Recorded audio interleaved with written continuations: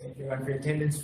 Declare the meeting, the March meeting of the Wurundjeri Council open and call for apologies. Apology from Councillor Cruz. And have moved that. Thank you, Councillor Derrick. Second, Councillor Walker. I'll put that. All those in favour? Against? Carried. Moving on to the item 3 of our agenda, the confirmation of the minutes of the ordinary meeting held on Thursday, the 24th of February. Someone happy to move those minutes to the elected record? Councillor Jackson, Councillor Walker, Councillor Jackson. I have nothing to add. Happy with the Any further comments, questions regarding those minutes before we put them?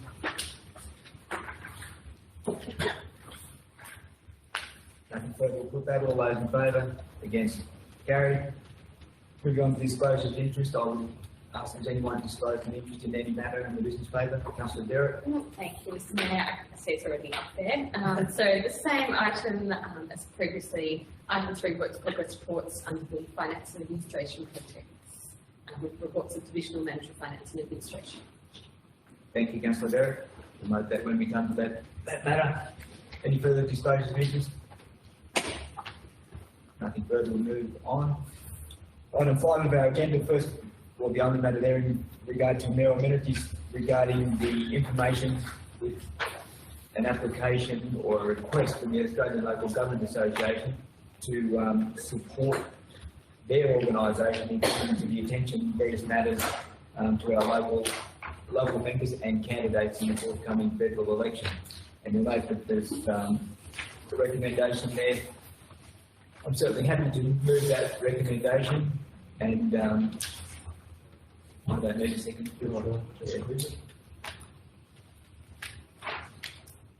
Are there any? There are about 17, I think, designated in the business paper. A number of areas that cover off that do broadly align with what we are asking for in terms of government support at the federal level, and invite any comments, questions anyone has. Well, we'll put in the recommendation.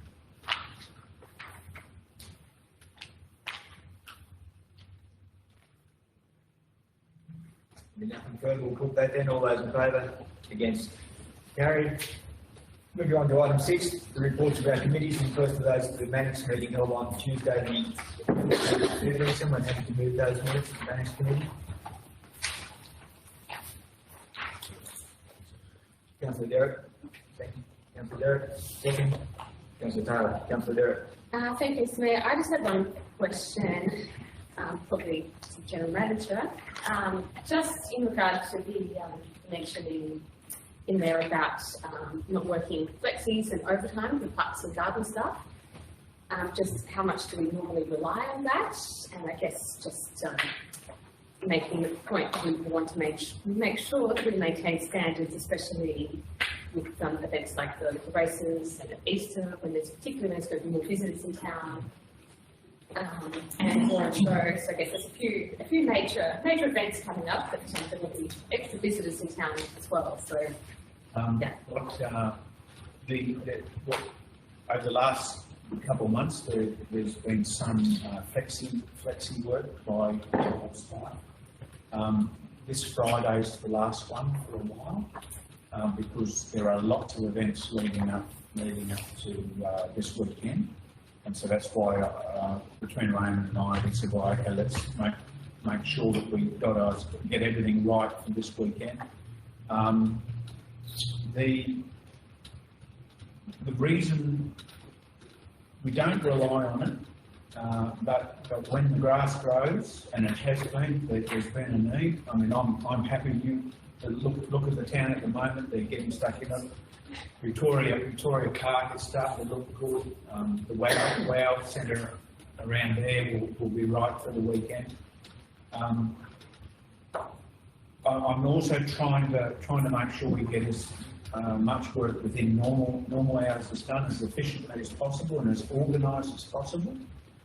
The main reason why that area is under pressure is not because of that, it's because 173,000 of the levy, the flood is in that area.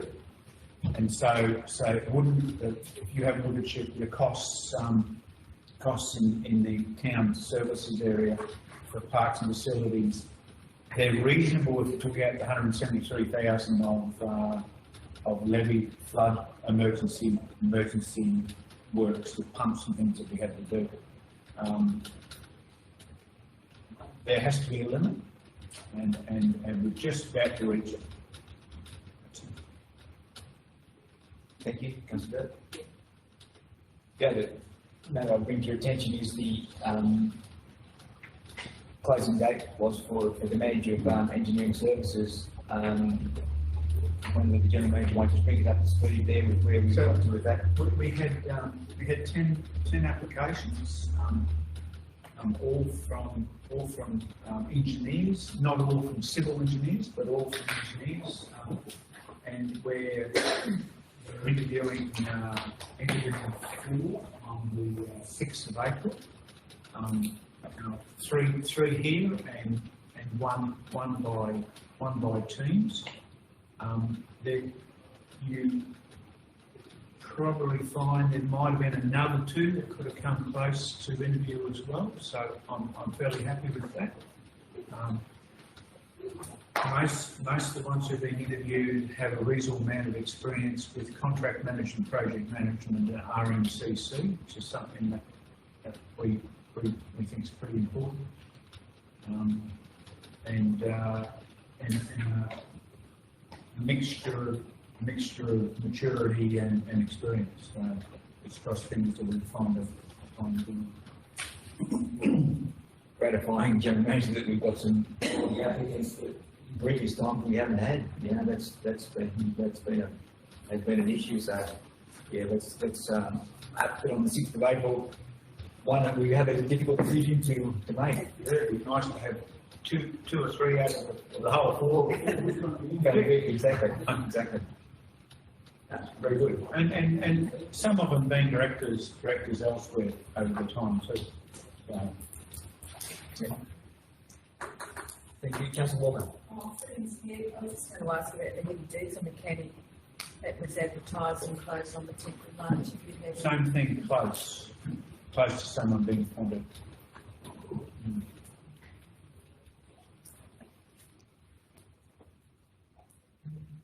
Any further out of the minutes of the last meeting held on the 24th February? No further comments, questions? We'll put that all in favour. Against? Carried. Moving on to the second of the committee reports, that being the Economic Development and Promotions Committee. 16 departure. Councillor Derrick, you're happy to move that. Yes. Second, Councillor Brewer. Councillor Derrick. Thank you, Mr. Mayor. So I guess the recommendations are quite lengthy, but they were longer than that to begin with, so we would be down to what we've got here before us. So just to speak to the recommendations a little bit, the first 2 mention further refinements to be undertaken by the new business development facilitator. As far as I'm aware, there's no update yet on the recruitment of that position, which is being appointed by the Department of Regional New South Wales. So, yeah, waiting on that. But yeah, I think it's important that we do wait for that person to finalise those documents. And item 5.3, again, it's a fairly lengthy, but we've whittled it down. And there's a lot of discussion in the meeting, a lot of good discussion to get to what we think is a reasonable recommendation. So I guess the $130,000 sticks out, and it is a significant contribution, but I'd just like to reiterate, as per the wording of the recommendation, that is actually quite a senior level position, and we obviously want to attract a high calibre person for that role. So we felt that's an appropriate figure. So that's at this stage to be incorporating marketing, promotions, tourism, economic development, and community grants. So that's a lot, and that's we're looking for a senior level person to do all of that. The third point under item 5.3 is regarding the running of the information centre. I mentioned there that we will operate a manned, unaccredited visitor information centre, and I would like to just explain explain that that is hopefully just an initial stance, that unaccredited in the sense that we won't be able to operate 7 days a week straight up, but hopefully we'll get back to that point, and we are still looking to use the support of volunteers. So hopefully the accreditation may be something that we can come back to, but not something that we can commit to straight up. I guess the last point there, just the memorandum of agreement with RiverSmart. That's obviously a key priority moving forward, and we hope that can happen as soon as possible in the interest of both parties. That's about all I have to say, but I'm happy to have any questions. I need some further details. Thanks, Councillor. I think you covered that pretty nicely. So the end result is that we as council, the historical situation is that we as council run the Business Information Centre and by volunteers adjacent to the post office. That during COVID ran into some difficulties with manning. At the same time, RiverSmart indicated that they would like to take over the running of the Business Information Centre. We, to keep on their way, gave them all the brochures, etc., to get them up and started. Now it's become apparent that they don't have the ability to run the District Information Centre, so it's come back again to us. So that's the history of how this has worked. But we'll endeavour to move forward, and probably in a better way if we have a full-time promotions office. I think we'll end up with a whole lot better situation. But there'll be a very clear demarcation between RiverSmart and council's responsibilities. That's going to be an important issue over there. The church building will really be the implementer of the RiverSmart, and the old Scout Hall will be under council's responsibilities as noted in the first of the 5.3.1. Councillor Taylor. There's going to be opening with the current volunteers until this becomes operational.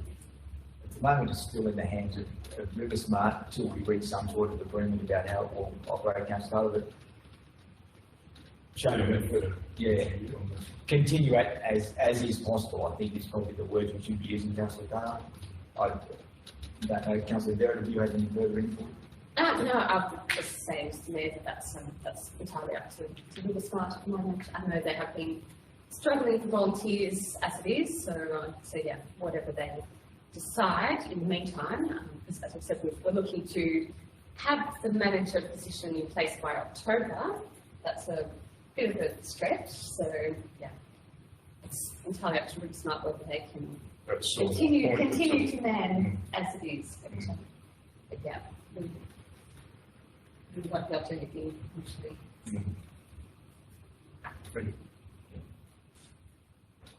Anything further on the minutes of the Economic Development and Promotions Committee meeting? If nothing further, we'll put that. All those in favour? Yes. Carried. Moving on to item 7 on our agenda, reports to council. The first of those reports of the delegates. The first of those meeting, the meeting of the Castlereagh Macquarie County Council held on Monday the 28th of February. Councillor Kinsey, happy to move that. Thank you. Certainly. Councillor Bill, you have a second? Yeah. Councillor Kinsey. Well, it is a great goal, actually. Apparently, they've got a report from Castlereagh at the Wallashaw Council meeting. I thought it went reasonably well. We ended up with a new chair from Uganda and Bill Fisher. Oh, where's Bill from? I think he's Walgett. No, he's a deputy chair.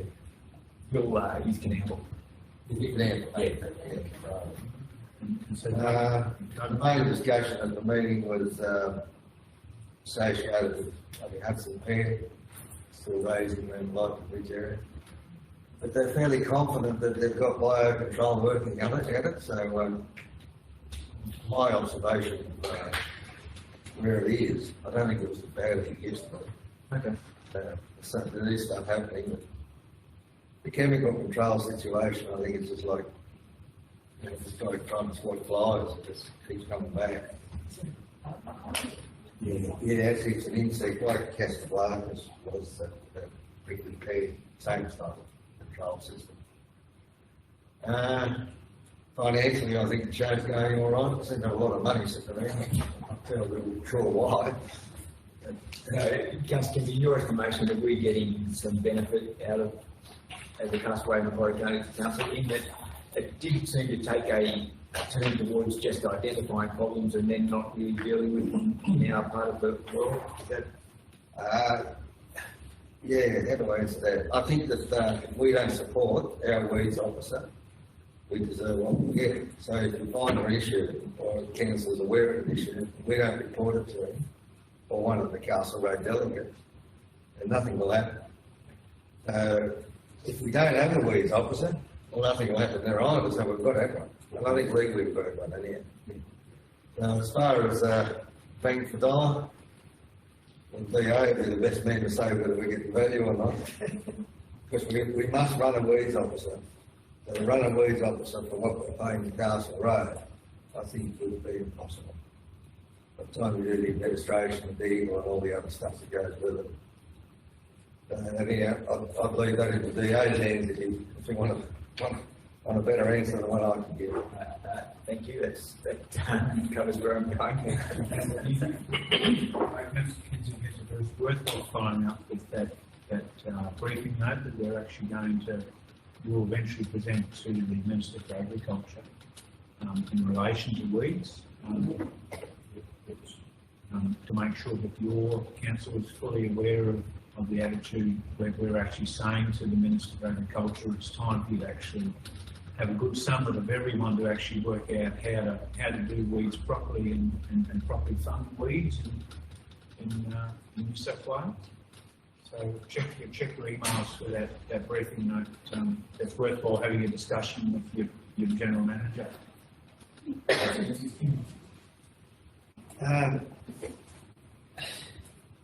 This situation about councils not being supported to control weeds has been going on for a long time. And I believe the real problem is 50% of the land in New South Wales belongs to the state government or Commonwealth government, most of the state. And they don't really want to be able to have legislation thrown back at them saying that you've got to control the weeds on the land. That's what I reckon the crux of the issue is, and that's why we've never got laws to say that we can, that the Castlereagh, for argument's sake, or even an individual shire, turn around and say, well, you know, there's a road somewhere that belongs to the state government, here's the bluey, fix it, or we'll fix it and we'll charge you for it. To me, that's why we don't get decent legislation. We can go out and say like, you know, the candidate could give me a bluey and say, well, control the box all on the place. They go and buy a bottle of Roundup, here I've got the Roundup. They can't do anything to it. It's just there's no performance, you don't have to do the job. And that's the problem with weeds in New South Wales, in my opinion. We're not backed up with legislation. Thank you, Councillor Kinsey. Councillor White. I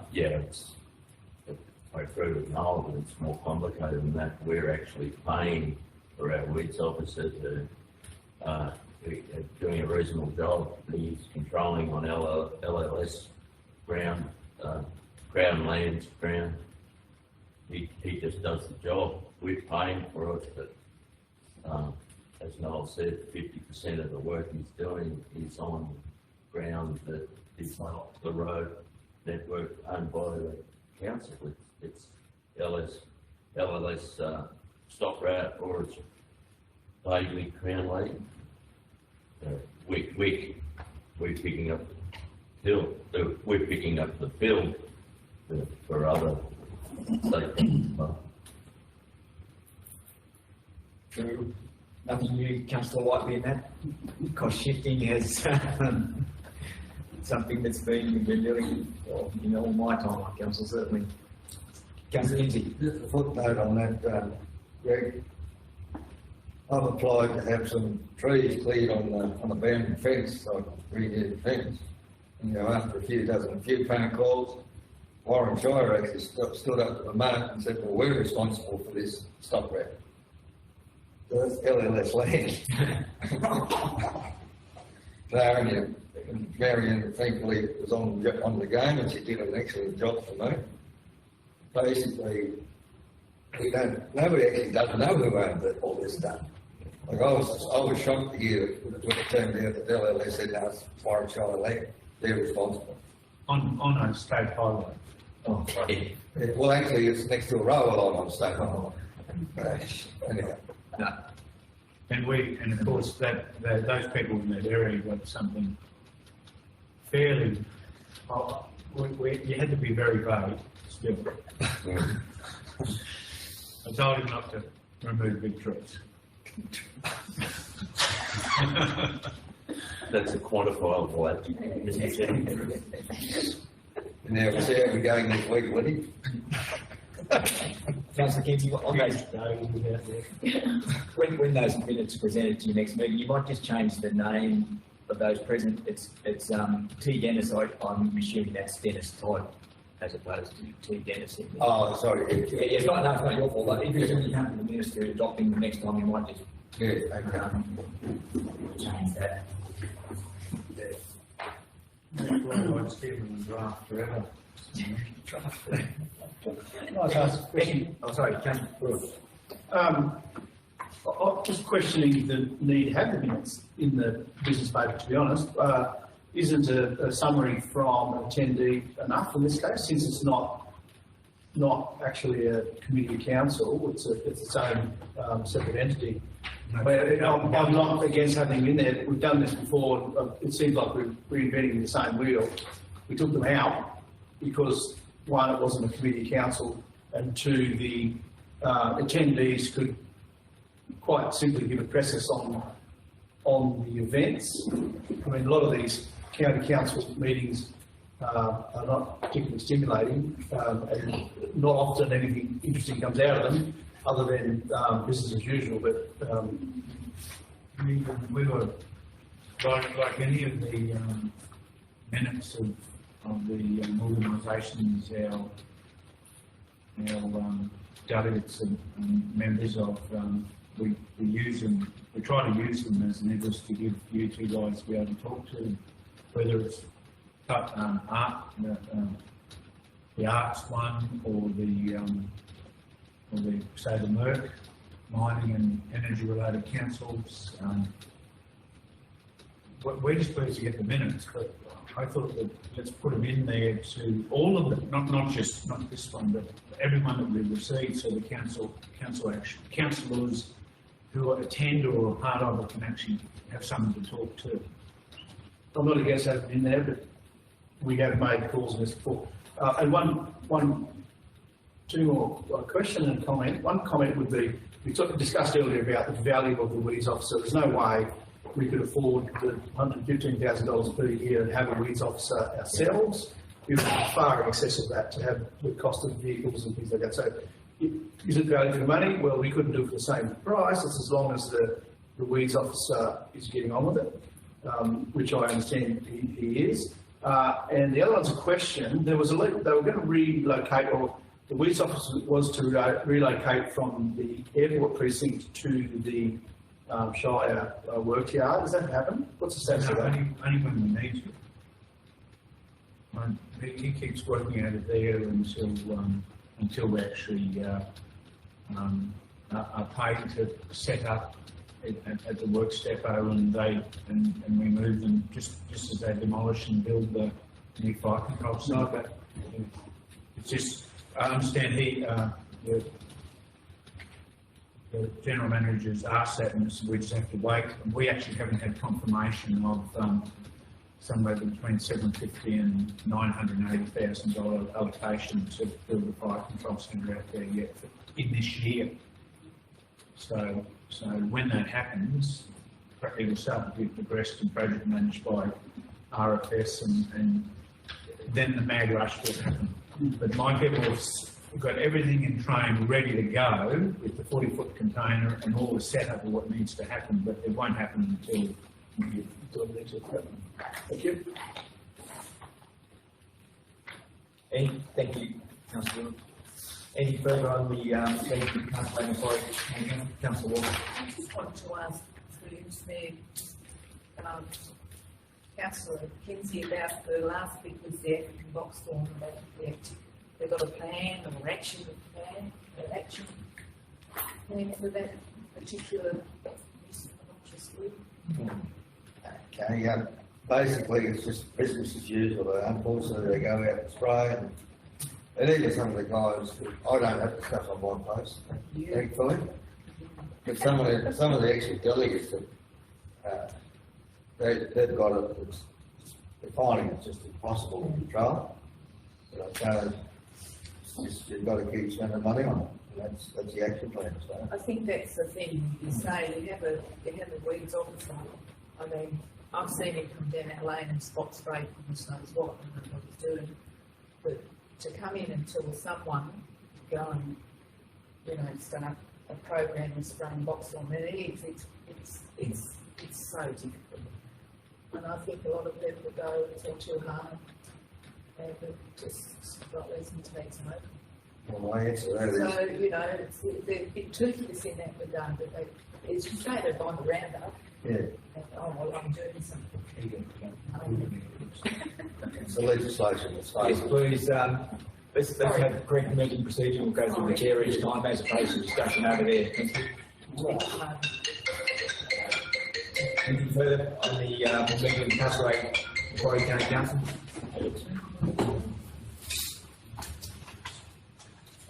If nothing further, put that. All those in favour? Against? Carried.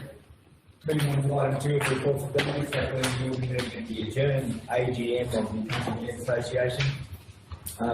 Someone happy to move those? Unfortunately, I was an apology for that. We've just been in Sydney 2 weeks before for the New South Wales conference, and I found it hard to justify that we go back to Sydney again for another meeting. I am happy to move that from the chair if someone's happy to second that. Councillor Kinsey. Usually,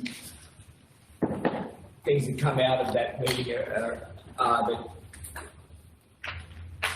on page 7, Sam Faraway regarding regional transport and roads and the road reclassification program that seems to have not seen the light of day and at the moment there is an undertaking that would come out towards the middle of the year, but as you'll be well aware, we've applied to have our roads reclassified in that 15,000 kilometres of road, and so we'll wait and see what happens there.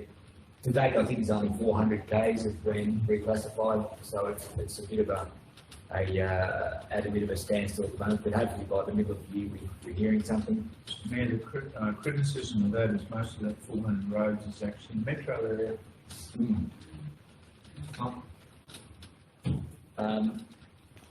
Obviously, item 8 or number 18 on page 7 there as well.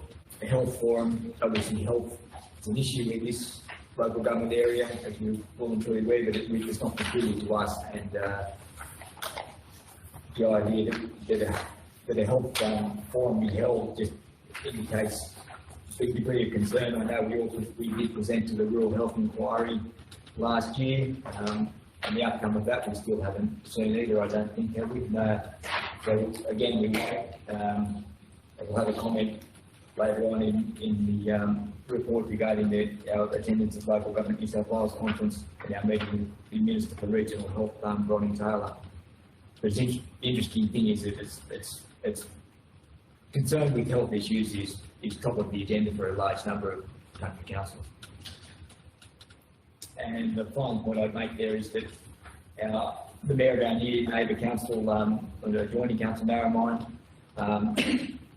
Craig Davies has been elected to the executive of the Country Mayors Association. So we'll have the potential for some very direct input into that organisation. Not that we don't already, but I think it's good to have someone right in our patch in that executive. Any further comments, questions regarding the meetings of the Country Mayors, the ordinary meeting and the proposed postponed AGM? Councillor Walker. I was just noticed the correspondence which is on file 9, he noted that the Matt Keane and also the choose the Christian Fair Grant System for rural councils, rather than having to contribute 50% of projects, which I thought, I don't know if it'll go anywhere, but it was interesting that it was brought up. And cost shifting from the state to local government. Yep. Ongoing issue, Councillor Walker, isn't it? Thank you. Any further comments, questions? Councillor Kinsey. Mr. Mayor, I just wondered if this forum would be a good forum for pushing the weed barrow. You know, as the country mayor, still Take it, Councillor Kinsey, we'll certainly raise that and through the executive, but, you know, we direct that to Councillor Davies as well and see if we can, get it going for them, but certainly, thank you, Councillor Kinsey. I'll just make a note there, yeah, country mayors. Any further on the, we'll be meeting country mayors and the postponed AGM? Being nothing further to put that, all those in favour, against? Carried. Third item regarding reports of delegates to council, that being the meeting of the Warren Interagency Support Services, Thursday, 3rd of March. Councillor Walker, you're happy to move that. Second, Councillor Kinsey. Councillor Walker. Thank you, Mr. Mayor. It wasn't a big turn up, but sometimes that happens. We visit people on lifestyles. It's always a very interesting meeting and hearing what people are doing. There's a lot going on in town which seems to be an issue that keeps arising, but it's very hard to get all this information and agencies and when they come and what they do out to the community. Hence, they're having an expo day 13th of May, the youth centre at all, and there's many of these agencies and organisations hopefully will come and you can ask them questions and get some information which hopes will attend because it will get the information out of just how much is going on. That's about it really. I mean, it's good to be reading. The Peer Navigator, they were trying to find someone in Warren. I don't know if they have, otherwise they were going to get a person from Dubbo to do that job, which is an interesting development. And also I have just a general business. Marianne asked me about the blood service at Rams, and I did find out that they come every morning from about 8:30 to 12:30 from Dubbo. I think it's that. Yeah. So there is still an awful lot of people coming to do that. Once Anne's left, it's been backed up.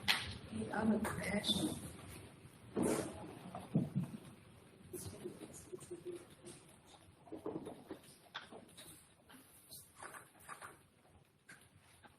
So, Councillor Walker, your estimation is there are a number of services coming to Warren. The information's not there. Is there there's nowhere to go? So, in your view, there seems to be a silo type mentality where it's vertically integrated, but there's no cross-referencing so that everyone knows what everyone else is doing. Is that? So, yeah, well, there is crossover. The Unified Doctor Service works with a few other organisations. It always comes up. There is a directory, I believe Carleen Bergen did a lot of work to get it up to date, and it's been produced, it's been printed, but it changes. There's new services and some leave and some just get a grant and then they disappear because the grant ends. I think there was a thing of, then actually I think on the end of that report, it was mentioned by Henry Leonard, the Primary Health Network is working on mental health out west, which have the service available in communities of the Western region. So that's a platform, if you like, a website. But not everyone looks at that. So it's just a really difficult situation to know what, going to get around the issue. But the expo, that is why they're doing that, to try and get it out there.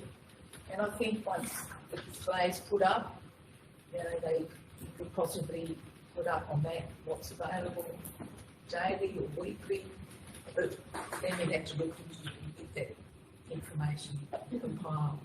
I don't know.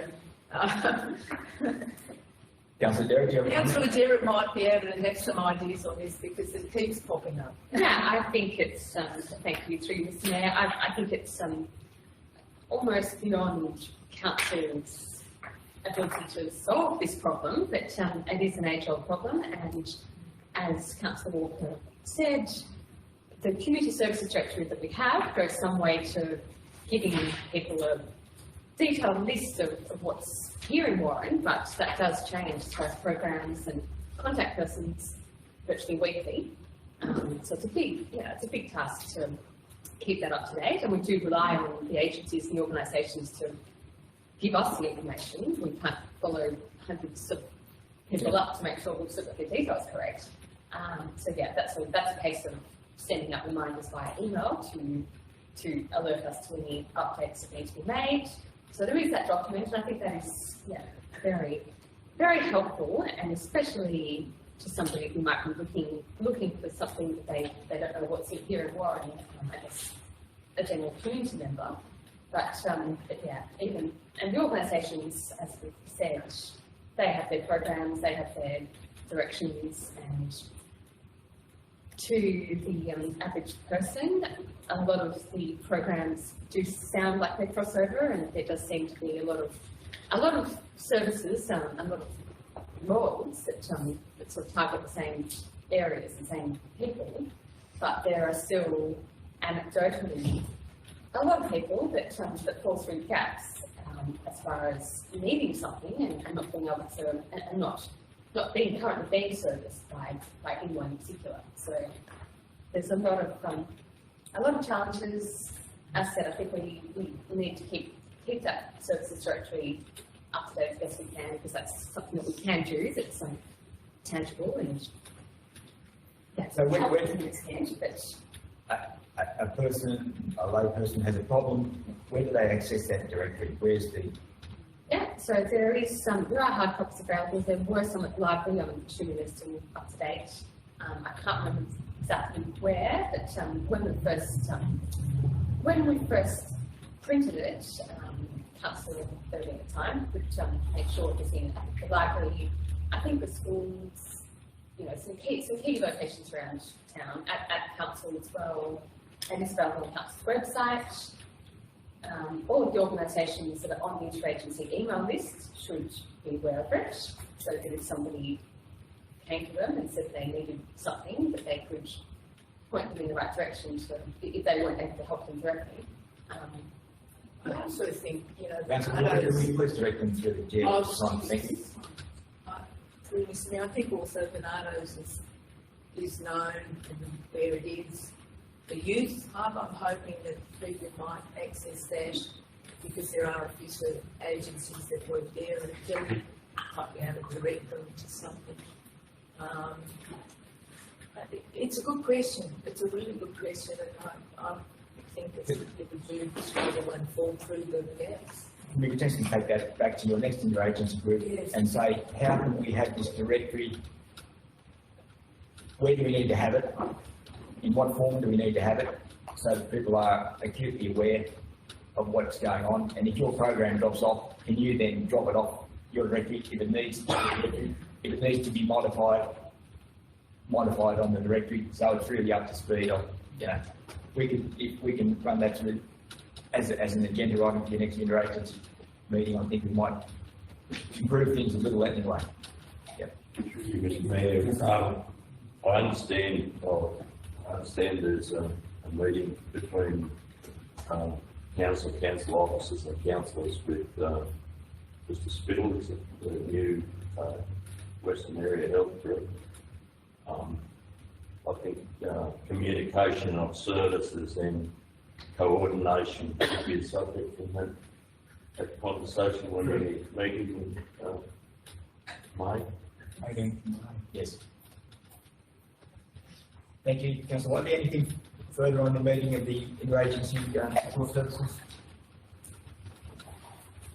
Seeing nothing further, we'll put that, all those in favour, against, carried. There are no policy items for us to consider. Moving on to the reports of the General Manager, the first of those being the outstanding reports checklist. Someone happy to review item 1 of the General Manager report, Councillor Jackson and Councillor Kinsey. Councillor Jackson. I have nothing to add.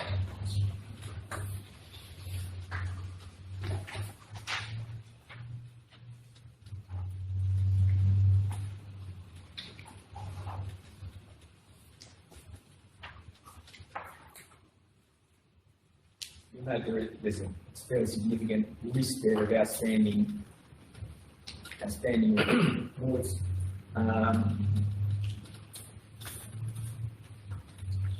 I've canvassed with the General Manager and the Deputy Mayor that we somehow streamline this so potentially things that belong together go together. On, for instance, on pages CBD improvements, there's a reference on page 12 and then page 19, and sometimes I think it's really getting a little bit. We could make it easier to follow. This might be, but we'll perhaps give it some serious consideration about how it might work a little better and flow a little better. Keeping in mind though, these are the resolutions of council, and that's how they've been set out. But whether we can group them together and make it a more consistent offering, so we just follow the process and the time frames and timelines, is something that may well be possible.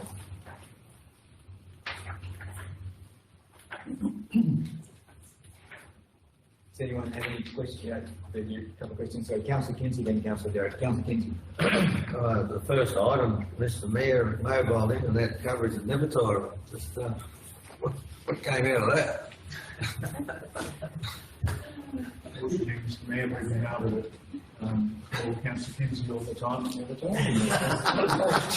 Might not be there when you get there. The history of that is, yes, we did. But this has been an ongoing issue and raised consistently by Councillor Cerveny, and there's no quick answer except in that we did make contact with a fairly high-level fellow at Telstra whose phone number was provided to us by Mark Colton. James Toole was his name. I think he eventually, I called him a couple of times, circuitous route, company, I'll be back to you, as is always the case. And he took it away to see if the Mitchell Highway area particularly could be moved along the list in terms of getting some decent coverage. And then the General Manager took over that. Every month he gets saying, you know, how the improvements at Nevertire are going. Nevertire's not the only improvements Nevertire needed, but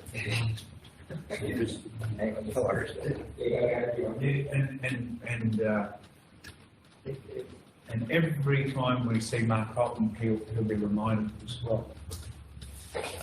And Ms. Kinsey, did I provide you a copy of our submission to the? I mean, there's a chance that there could be some serious funding coming that will come out of that telecommunications review that we did a submission for, and I think the budget next week might start to show, because they realise they've got a problem, particularly before all these big companies don't have to do it anymore. That's the real worry, is by about within the next 3 to 4 years, the requirements under the Act start to disappear. And we're complaining about our regional services now. Just a lot. A couple of things. One is council aware that Telstra's opposition increasing coverage down the Mitchell Highway inside our county? And is there such a thing, a map of the Warren Shire with both one or the other where the coverage is? Is that? what happened was is that officer from Field Solutions Group, Yes. we did some dots of the stations on that traffic counter map. So see the dots, the blue dots? Yeah. And don't forget it's data orientated, but there's a chance that Optus could be going on top of them. Right. And that's why Field Solutions Group want to use our tower here for their data to come from, say, the Hatton Reed Collie area Yeah. to Nevertine. So just have a bit of a gander at those dots. They're pretty close to where they're hoping to have their towers. Nationally, Colton tried very hard to get universal usage of towers and couldn't get it across the line. Is there an argument that in regional and remote, we're getting to attack that again? The two companies absolutely refuse to have universal usage of facility of their infrastructure. Basically driven Telstra. Everybody else said that they'd jump on, and Telstra said, no, we've got the egg, we're not going to give anybody a go. But because of rural and remoteness, I think there's an argument that Colton or the new minister should go back to them. Yeah, that's right. I think we can canvass that again, Councillor Whiteley, and particularly what we're talking about here is really a minimal population compared to a city centre or even a regional centre like Dubbo. Yeah, the numbers using a tower, it's not going to make a huge difference in terms of income to an operator. So the idea that argument that they're cannibalising their customer base doesn't really stand scrutiny there. So I understand exactly what you're saying. We'll revisit that with Mr. Colton, and I invite every councillor to revisit that with Mr. Colton when we receive the forthcoming federal election. I think he's acutely aware of our situation, but it's actually getting a result is what's important to all of us, and that's not occurring.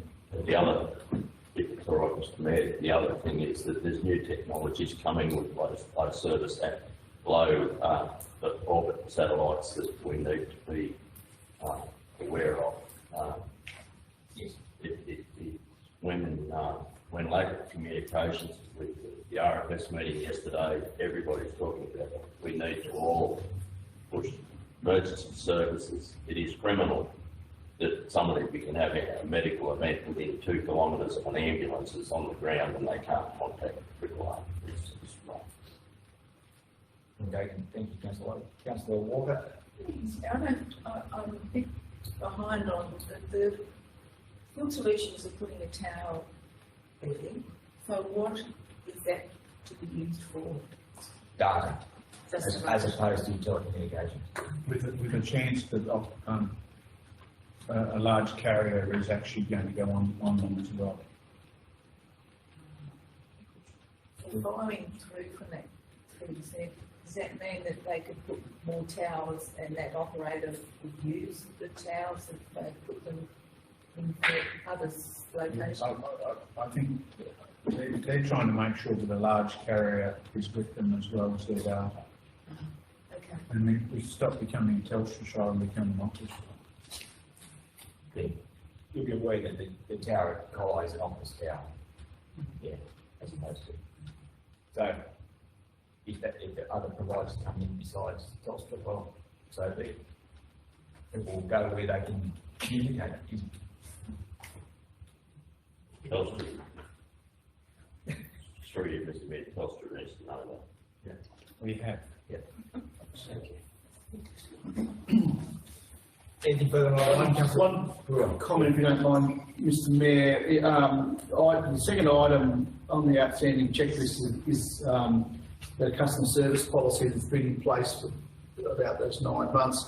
It was interesting that on the Thursday night was one of the points that was discussed in general Customer service was flagged as an issue in the town. I neither agree nor disagree with that, just merely an observation.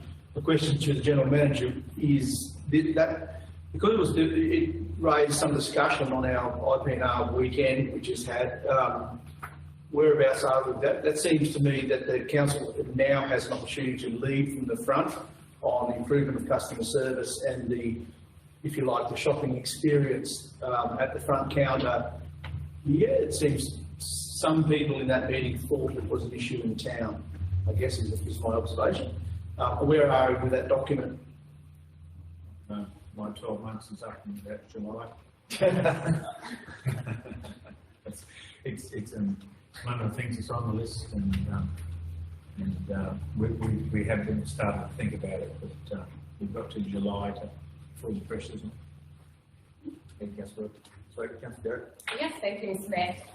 Just under the Manager Health and Development Services checklist, title checklist, just wondering what the take-up was on Clean Up Australia Day, and second to that, is that going to be something that's business as usual moving forward, in that we will provide bags and promote the event each year, or is that something that we need to make a recommendation on each year?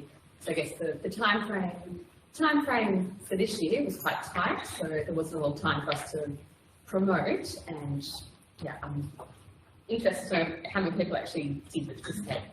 Thank you. And just to see, I've actually put a small budget in the draft budget to see how far it goes. Correct, yeah. We would attempt to try to do something through the Hillmale Waste Depot Committee leading up to, say, November, December, in preparation for 3 months ahead for next year.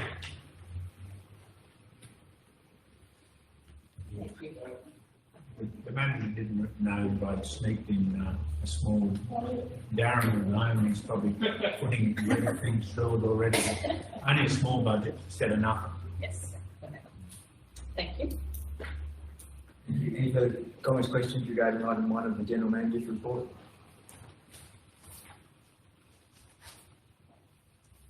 Being nothing further, we'll put that. All those in favour? Against? Carried. Moving on to item 2 of the General Manager's report, the committee delegates meeting, and in recognition of Warren being a healthy town and people innocent and healthy lifestyle, standing while we're in item 2 of the General Manager's report. First, we need someone to move that report. Councillor Derrick. Second, Councillor Walker. Councillor Derrick. Thank you, Mr. Mayor. Nothing to add from me. Thank you.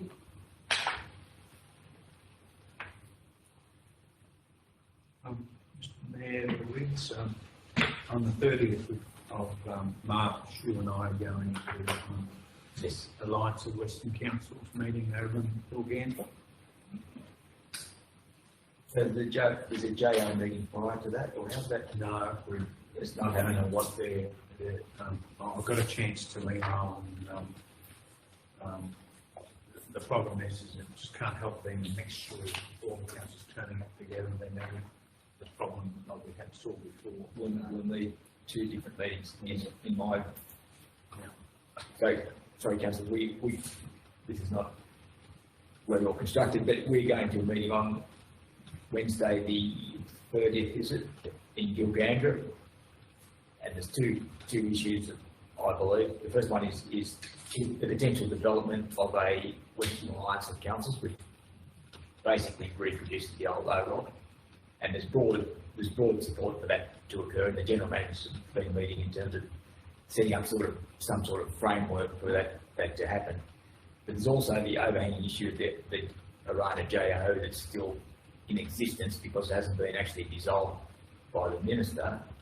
But there are no, as you'll recall, each council who's a member of that organisation has resigned from it, so it's all still in a bit of a state of a flux there. So I also deal with that issue as well. So at our the initial meeting in Narromine, those 2 issues got a little bit confused in our view, and we need to just differentiate them so that we're very clear about what we're talking about at each time.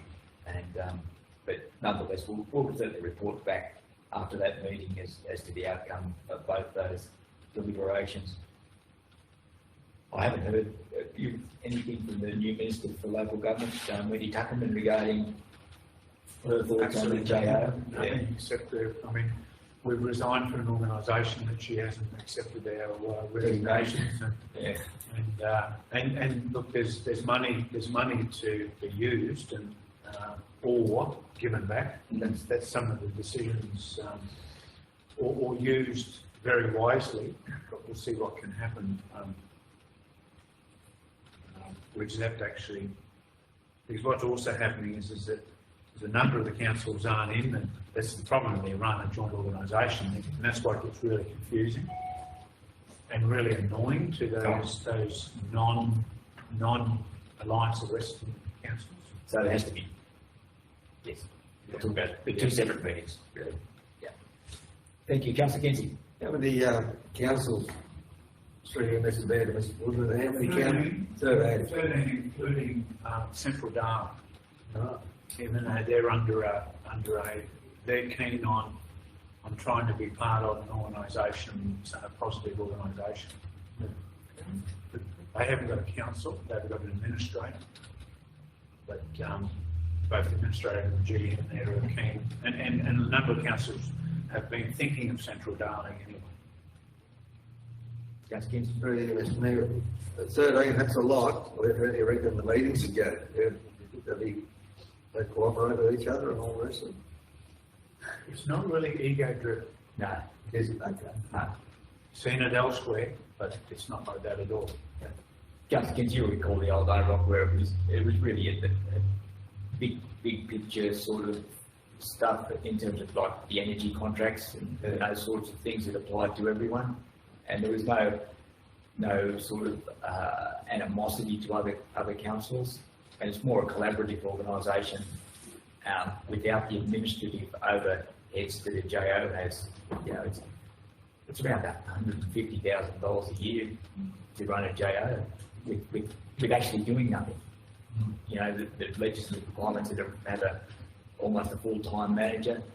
There's an audit requirement that chews up all the money before you make a start. The whole idea is you run this on the contribution we used to have, which, you know, 10 grand or something a year, was it, by administration, to a collaborative organisation that might all work together and achieve an outcome. You know, the JO is very disparate. There's the Northwest JO, where there's only Walgett, Burke and Cobart, but Warren had chose not to be part of that JO. Then there's the Arana JO, where there's Bogan, ourselves, Narromine, Mid-Western, Mudgee, Moranbungle, Gilgandra. So Dubbo chose not to be part of it. Canamble chose not to be part of it. So it's all a very fractured, fragmented group of councils in the JO space. And what we want to do is actually get rid of that, really. If the JO has to continue to exist, well, it continues to exist, but it won't be doing anything. And have an alliance of Western councils. Those 13 councils include the Warriner, Canamble, Dubbo region. Dubbo are particularly keen to provide some support and not be the lead organisation in any way, shape or form, but just be part of the organisation and lend their support due to their capacity in terms of resources to help the organisation progress, but just to be virtually, well, to be an equal member in terms of their intention, a collaborative group as opposed to being the lead in many ways. Mr. Mayor. So, if it's all right, Mr. Mayor, I'd like to congratulate you and General Manager for organising when we were in Sydney that casual discussion over this, over dinner with all our neighbouring councils and the lobbying effort.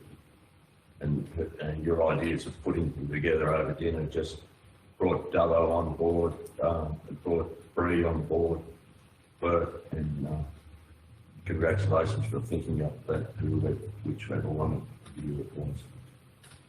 That's good. Thank you. We don't. It was just a way of facilitating. Councillor Wiley just progressing the matter so that we're all joining it with the right intention, and everyone has a degree of goodwill as we go into it. So, and hopefully that will be the outcome on the 30th. We have an organisation that is beneficial to every council. Anything further on item 2 of the reports for the General Manager? Sorry, not looking, Councillor Brewer.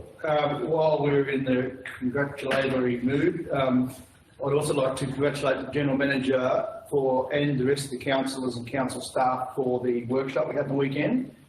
I think that it was a significant investment in everyone's time, and I appreciate that. But some of the discussions that were had were open and frank, and not everyone agreed, and that's the whole point of those types of get-togethers, is to thrash out a way forward for the Shire. I think that not only was it appropriate and useful, but people like Jody did an enormous amount of work, and the General Manager, to bring that together and ongoing. Things were turned around overnight, and it was just amazing. So thank you very much for that. I think that the Shire should be quite grateful for the effort. Thank you. Thanks, Councillor Brewer. Thank you. And we missed you. Yeah, well. It's hiding. Yeah, right. Yeah, sorry, Councillor Taylor. Through Mr. Mayor, just as listed there, the 2 of the O-Rock rocks into town tomorrow. I'm not sure what time you guys are familiar. I'm waiting just out of town at about 5 o'clock at the Laurie Elder Walk rest area. There's a chance more fitter people might be coming from Navatai. Did you hear this morning that they had a bit of a crash? So there's two hurt themselves badly, and five had a crash. That's the Warren section. Peloton come down. Yeah. So there's a dinner tomorrow night, and I think that's well attended. I think we're over 66 or 68. I'm still taking. Yes. Just get information from council and the breakfast on Saturday morning, certainly before they head off, plus the final league to Dubbo. So it's a well worth course. So it's. Yep. Yeah, so hopefully the estimated time of arrival was roughly 5 o'clock at the golf club. And we encourage any kids that anyone can come and, so we'll do what we did a few years ago, hop on the bikes there, go probably come into town to the left at the roundabout, go down to the library, come back, and I'll end it at Toyota, because is their major sponsor. And then, yes, 6:30 tomorrow evening at the WOW Centre, 60 odd people there. So 30 odd of those and 30 from our community, Rotary particularly. There will be an auction, some auction items there, and some good auction items, great auction items. There's a very nice bottle of red that Councillor Taylor's been able to part with for a very, very worthy cause. And Macquarie Homestay is valuable to our community in that people can stay when people are hospitalised in Dubbo. And so that'll be a good function tomorrow night. So I encourage you to talk to Jody if you're able to attend, and you know, the more people got there, the better. I believe that WOW says they can handle a significant number, so that's good. And then Saturday morning we'll see them depart. Rotary doing a breakfast at Oxley Park, and they'll depart from there. I'm not too sure the timing there. 7:30 or something. They'll be gone by then. Yeah. We're actually hoping that you would actually recover and clean them out of town. I'll be cooking breakfast, Mr. Mayor. It's 5:45 a.m. for around 6:30. I suppose you will. Yeah. No, we can do that. That's all right. Yeah, so that's right. Thank you, Councillor Taylor, for bringing that to everyone's attention. Then, what's the other? I'll be wearing my previous clothing. Not like saying, Mr. Mayor. Please not. If you'd like to see the General Manager and micro, this is your opportunity. Properly decked out in proper clothing of Tour de Rock 2015, if my wife can find it. Thank you. Anything further on item 2, the committee delegates meetings? No, there'll be nothing further. We'll put that. All those in favour? Against? Carried. Thank you. Moving on to item 3, the report from General Manager, the works progress report, infrastructure projects. Someone happy to move those?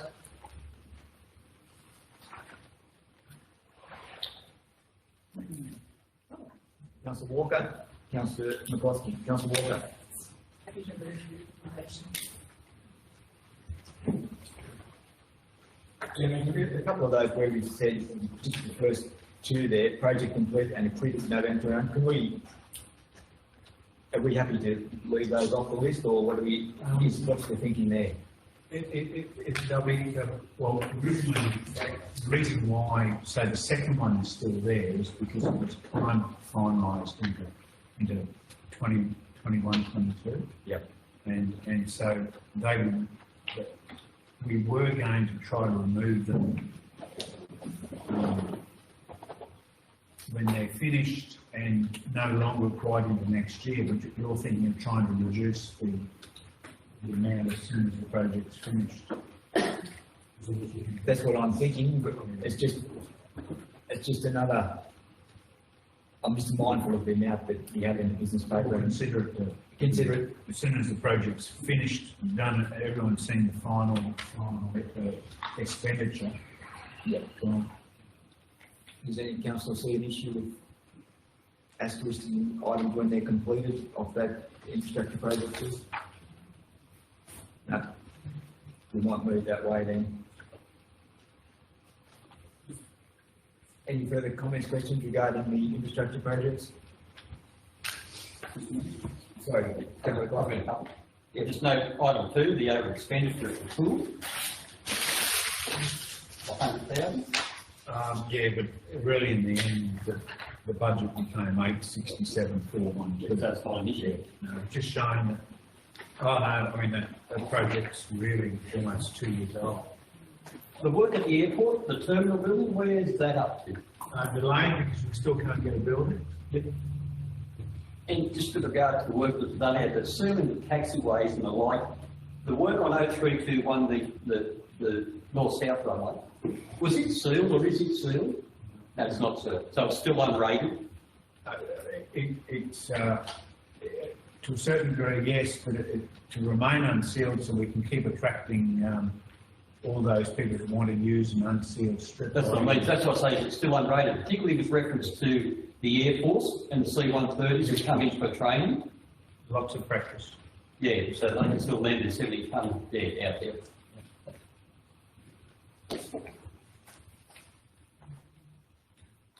Any further comments, questions regarding item 3, Councillor Kinsey? Yeah, Mr. Mayor, actually, airport stuff, when we were doing that, well, that stuff we were doing on the weekend, I don't recall the airport getting a mention in any of that paperwork. I just, whether I missed it or not, I don't know. But the reason I'm saying that is because we actually actively pursuing getting business out there. Within reason, yes. Yeah. Sale of lots. Don't forget, the terminal building, when built, will actually, a part of it will be leased to someone who's going to be doing a flight school.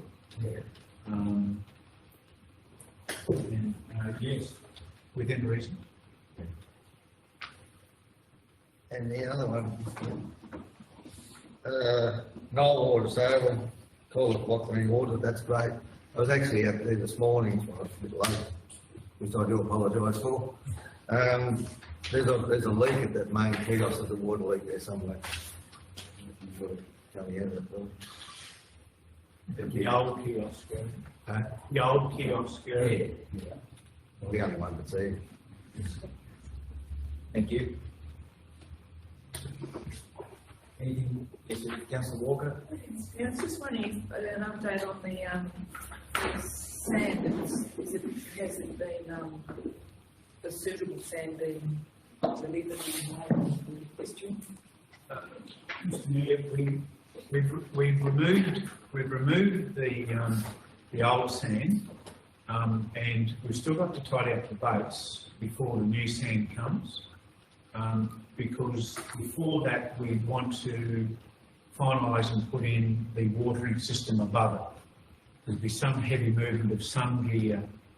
When that's all finished, tidy up the base, and there's some geotechnical textile work to happen on top of that base, then the 50 mil layer of crusher dust, and then probably 500 tonne out of the 800 tonne of narrowmine sand is put over with a stockpile, because the belt riding group, to change things, puts that back and forth, the extra 300 tonne to get the thickness that they need for different events. And so there is, we're all planning to try to have all of what I've just said finished before December, and it's now delayed because of not being able to get quotations out of another firm that had very similar material by the adult riding group out of Castlereagh. So there is some delay. We're still trying to work on a late June finish for everything. Thank you. Anything further on item 3, the general manager report relating to the infrastructure project? No, there's nothing further. We'll put that. All those in favour? Yes, carried. Moving on, item 4, the general manager report, that being the 2022 Local Government New South Wales Special Conference. Someone have to move the recommendation. Thank you, Councillor Derrick.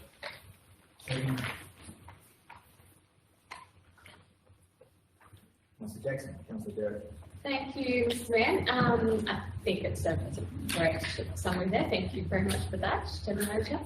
Just a question from the meetings with the ministers, and I guess just a point of clarification, we weren't actually able to meet with Dougal Saunders interview at the meeting that was then scheduled here, was postponed or cancelled as well, but the rest of the meetings did go ahead with the ministers or their advisors. I just wanted to spend any follow-up or any contact with those ministers or the departments since those meetings. With Dougal Saunders' office trying to organise future meetings, and after that, the government with what's happening on the North Coast is just so busy that they're in trouble even coming back to anybody, I think.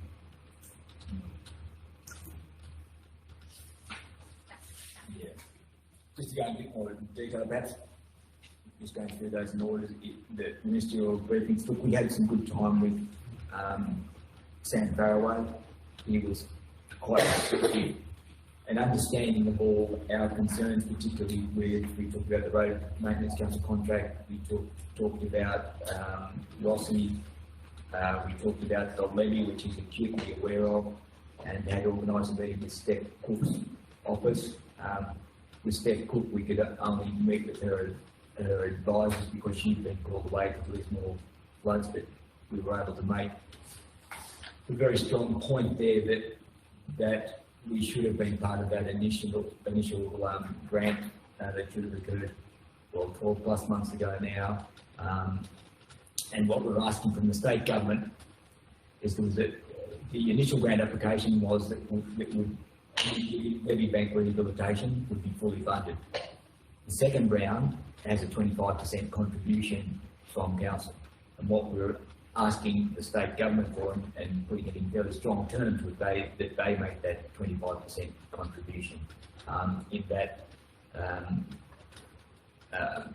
things didn't go as smoothly as they could have. We made the application on time, and it got caught up at a government level, and we feel that we were sadly potentially let down in that area, and feel it's unreasonable that we should make that 25% contribution, because, I don't know, one of them, whatever $1 million, 1.775, somewhere between that. Yeah. So the operative we spoke to was sympathetic to that cause and understood what we're actually asking for. And the other part of the problem, we pointed out that really wasn't a problem caused by council or the lack of maintenance or anything. It was an issue that came from environmental water flows that caused some subsidence to the actual river bank itself. Bonnie Taylor, had a good meeting with her. She was receptive, but was quite frank and really didn't have any solutions to our problems and our requests. Didn't blame anyone, just said, look, I'm sitting back for a minute till I get my hands around regional health a little bit more, and also waiting for that rural health inquiry to come out of the other house. Look, she's acutely aware of our problems, but we pointed out to her the things that we've spoken about and that WAC has spoken about regarding the communication between the NPS and RAMS about when doctor availability is occurring and what services were actually available, and we indicated to her that that was a possible, some really low-hanging fruit that would make things better for our community. She undertook to look at that, but what that means, I'm not exactly sure. We pointed out the problem with accommodation for our potential visiting GPs or nurses, and that actually gone into the hands of private individuals to try and help rectify that situation. I'm not too sure, was she aware of the potential for nurse accommodation use? I'm not too sure whether she was added details on that, but did she understand? Did she got that? Yeah, I was just wondering too sure whether she was up to speed with that one. But Through you, Mr. Mayor, I think she admitted that the Department of Health, through the COVID emergency that's been going on the last 2 years, sort of been struggling. And I think our opportunity is again when we make the Mr. Mayor the director.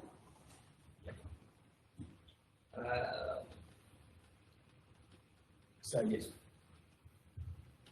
Mr. Taylor was receptive, but I don't believe we got any great outcomes there. So through Mr. Mayor, could you approach the subject of staff, not enough staff in the hospital?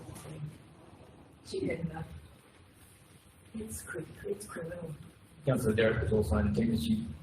Yeah, thank you, Mr. Mayor. I was just going to add that I think Mr. Taylor is acutely aware of the extent of the issues as well, in that it's not Warren, and she's hearing the same issues being raised everywhere. So I think, again, no solutions forthcoming exactly, but yeah, she's certainly hearing the same thing from other places. So it's not that something's being done wrong here. It's across the board. Mr. Mayor, this has been coming for some time. Yep. They've been sitting around And everyone's Yes, we've invited Mr. Taylor to come to Warren, as she has previously, and really get her on the ground to actually see our issues firsthand.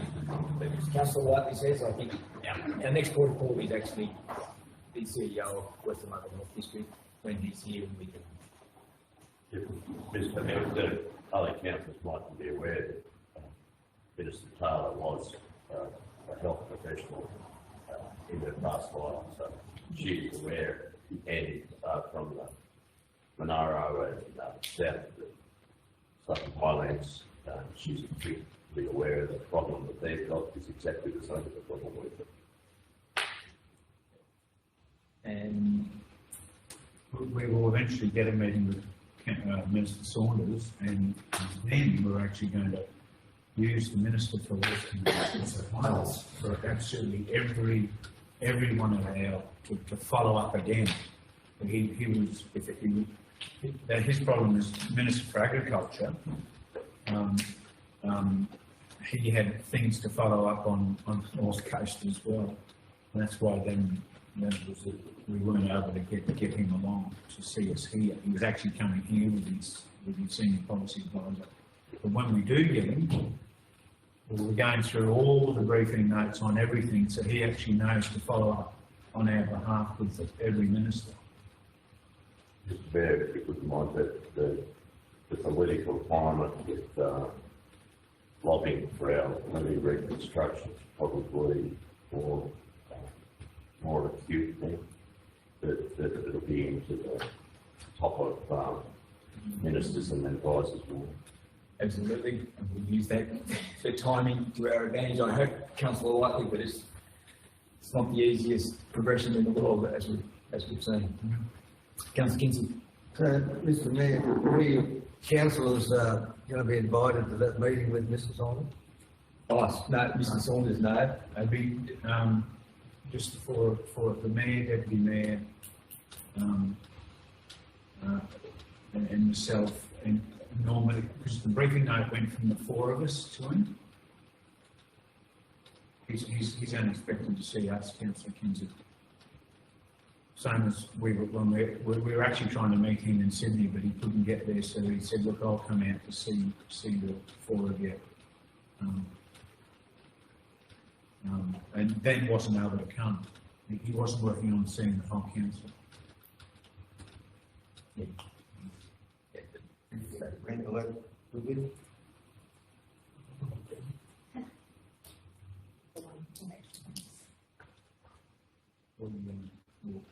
We'll talk to you soon. Yeah, I think, yeah. Councillor Kinsey, we'll just see what whether that would work for him, yeah. I think Mr Mayor's fair comment that, member for Dubbo, the Minister of Agriculture was, and his staff, got us into doors in Sydney where, helped facilitate and meetings with other ministers. Yeah, yes. Certainly was helpful. We were unable to meet with the Minister for Water, but again, met with his senior advisors, Angus Mackey, who's the lead there. And when an issue there was floodplain harvesting, which was, as I said, just prior to getting to Sydney. We also spoke about the Crown land matters and Barrangong to 120% of original capacity. They're not new issues, but certainly they were receptive to understanding that. Certainly, Angus Mackey was receptive and understanding of what we're asking for there. And just, I think it will be a matter of really meeting with the Minister on those ones for face to face to actually progress them. Other observations I would make regarding the Local Government New South Wales Conference. Ray Donald, our Mayor at Bogan, was recognised for his significant service to local government and awarded a title of Emeritus Mayor for his, what number of years, 30 years was it, service to local government. The other observation I'd make is that in the room there are probably two very different camps, interests. There's the city councils and the country regional councils, and sometimes they're very different views. And it's an interesting forum, and my belief is that's where the country mayors plays a significant role in that it's a different forum, and where those with the aligned interests can present a united voice to the government, and the Country Mayors Association is taken quite seriously, as is Local Government New South Wales. But I think the right thing to do is for us to support Local Government New South Wales as our peak body, and then on to the Australian Local Government Association. Some councils have a different view and didn't attend the conference, but I believe it's the right thing to do to support the peak organisation. Councillor Brewer. Mr Mayor, can I just the clarification on the motions? I think the motions are fantastic, and I'm pleased to see that plenty of them passed without amendment. What's the difference in there between where it's reported that they aligned with the Local Government New South Wales existing advocacy positions? Does that mean they went through, or they were just acknowledged as we're already pushing at Barra, so the motion's not right? Yes, exactly what you say. In that there's new motions. There were about 90 odd new motions, and then there's a whole lot of motions like those ones that you just noted there that are already part of existing policy, and they're noted in the second part of the business paper, but they're not voted upon. They're just added to the information that's already existing in Local Government New South Wales policy, because as you can imagine, things continue to recur, and so There's no point debating that when it's already been an established part of local government New South Wales policy. The only issue we had was the promotion of Barrendong Dam to 120%, and it was an acutely, some city councils got the wrong end of the stick there.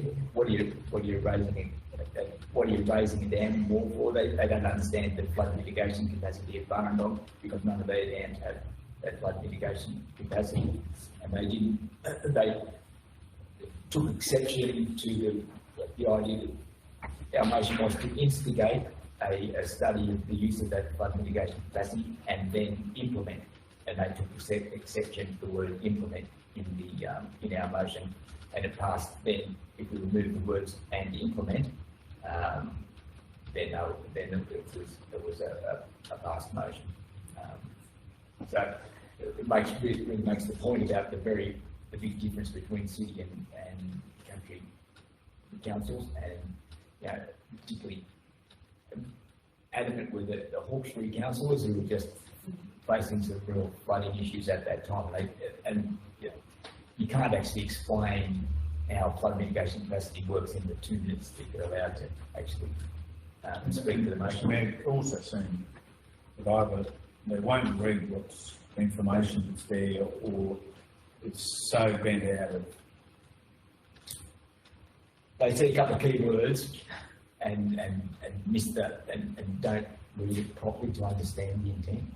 And it's yeah. Councillor, If I make one comment in my first visit to a forum like that, the difference between the country shires and the city shires is, as the Mayor said, remarkable. The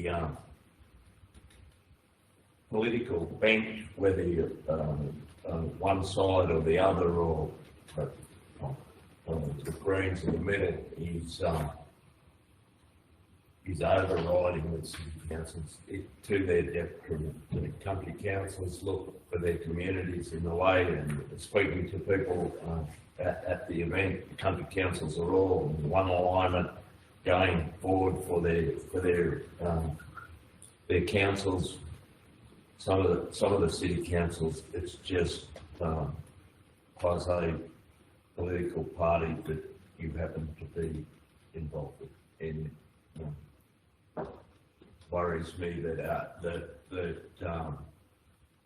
local government association, which true is our peak body, Warren, for example, doesn't get as many votes as Randwick. It is something that the country councils and the country mayors association will have to be aware with. I think. Thank you, Councillor Whiteley. Any further comments on item 4 of the General Manager report? That's been the report of the local government New South Wales Conference. Councillor Walker. I was just wondering what verbal judo for councillors was, if anyone went to that workshop.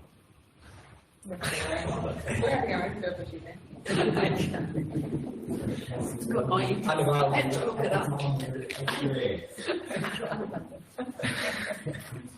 Thank you. And how to quickly get your point across in 2 minutes. Any further on item 4 of the General Manager's report? If nothing further, we'll put that. All those in favour? Against? Carried. Moving on to the reports of the New Zealand Finance Administration. The first of those being the reconciliation certificate. Someone happy to move that? Councillor Kinsley, Councillor Bill, Councillor Kinsley. Pleased to say it all looks like it's in order, Mr. Mayor. We're all pleased to see that. Councillor Kinsley. Any comments, questions regarding the reconciliation certificate? Item 1 of the Division Manager Finance Administration report. If nothing further, we'll put that. All those in favour? Against? Carried. Moving on to item 2. Division Manager Finance Administration report, the statement of rates and annual charges. Someone happy to move those? Councillor Walker. Second. Councillor Jackson. Councillor Walker. Thank you. Any further comments, questions regarding item 2 of the Division Manager Finance Administration report? take the rates and annual charges. And further, we'll put that, all those in favour, against, carried. Moving on to item 3, the works progress report. We note that Councillor Derrick has left the meeting after declaring an interest in that matter.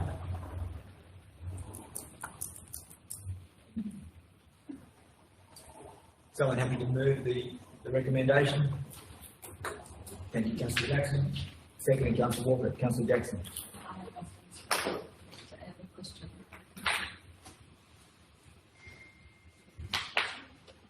Imagine Finance Administration would you relay to us some information yesterday at our meeting with himself and the Terra Manager and the Deputy Mayor regarding progress with the administration building. I wonder if you might just bring other councillors up to speed with that.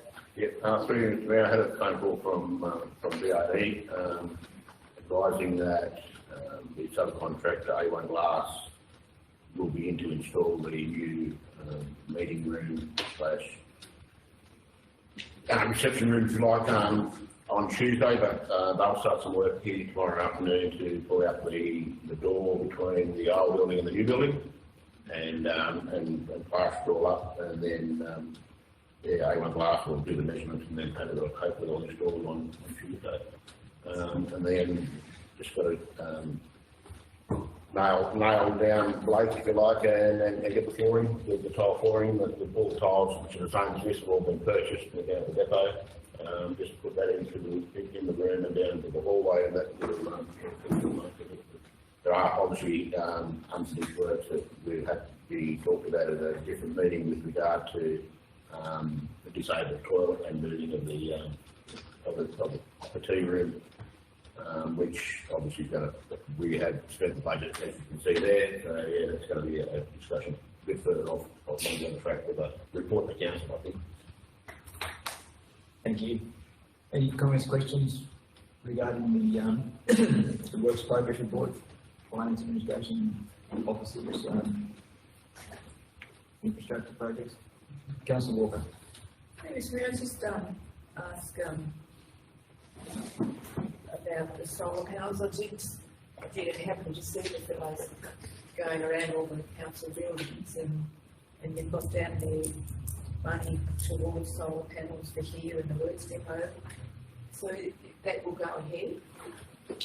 Through Mr. Mayor, we actually received a report back from ChargeWorks, who were commissioned by basically the Office of Heritage to do a study, and they went and done an independent study on all of our buildings and all of our areas that you consume electricity, basically, done a pretty comprehensive report, which was we come in on Monday, and they've actually come up with a recommendation that perhaps we don't just do here and the depot that's in here that the council has resolved with the kilowatts that were looked at before, is perhaps maybe drop the kilowatts down here, drop the kilowatts down on the depot, because at peak times the depot's not using it's going to use 80 kilowatts of power, so why generate that much power from the sun if you can get it down to 39.5 kilowatts, just so that you don't have to have grid protection. It will suffice the biggest spike that really needs, and maybe you can then spend money, put it into another area and get more solar.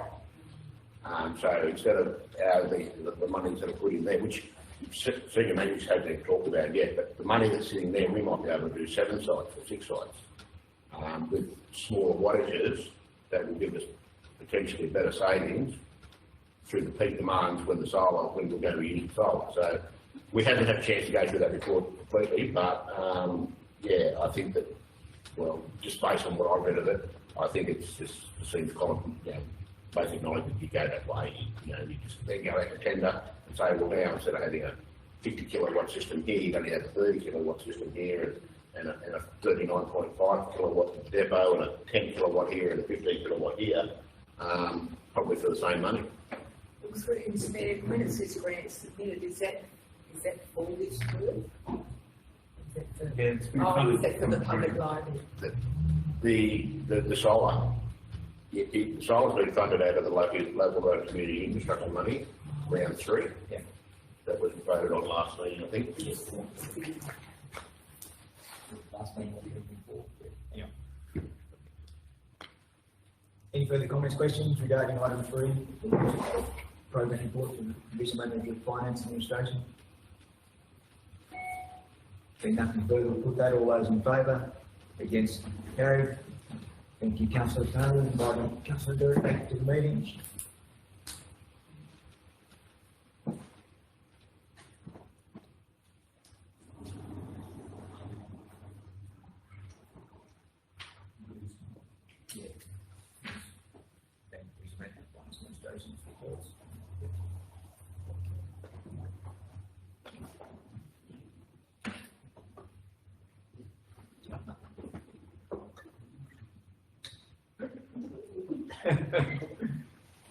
Thank you. We'll note that Councillor Derrick's rejoined the meeting. Moving on to item 4 of the Division Manager of Finance Administration report. Regarding the Office of Local Government Circular and the guidelines for additional special variation in rates and the process for the 22-23. The recommendation is there in front of us. Someone happy to move that recommendation? Councillor Kinsey, second and Councillor Brewer. Councillor Kinsey. Move the recommendation, Mr. Mayor.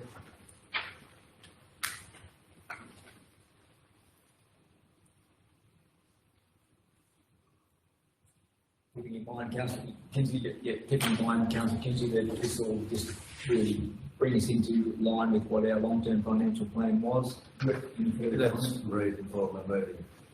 Thank you. Any further comments, questions regarding item 4 of the Division Manager of Finance Administration report regarding the rate variation to 2.5%? Nothing further to put that. All those in favour? Against? Carried. So, Manager, you're getting hungry, are you? Is that you're intimating to the Manager of Finance Administration, or do you want to start? I'm worried about. You're worried about Just look at a beautiful morning tea there. That's, Finance Administration Director would be itching for a coffee, I would think. This Everyone wants to go. We'll keep going for a little bit. Well, I'm asked. Until 10:30 and we'll, Moving on to the reports of the Division Manager of Engineering Services, who is absent from the meeting. Item 1 of those works progress report, roads. Someone happy to move that? Councillor Whiteley, second. Councillor Taylor. Councillor Whiteley. I recommend the report to the council.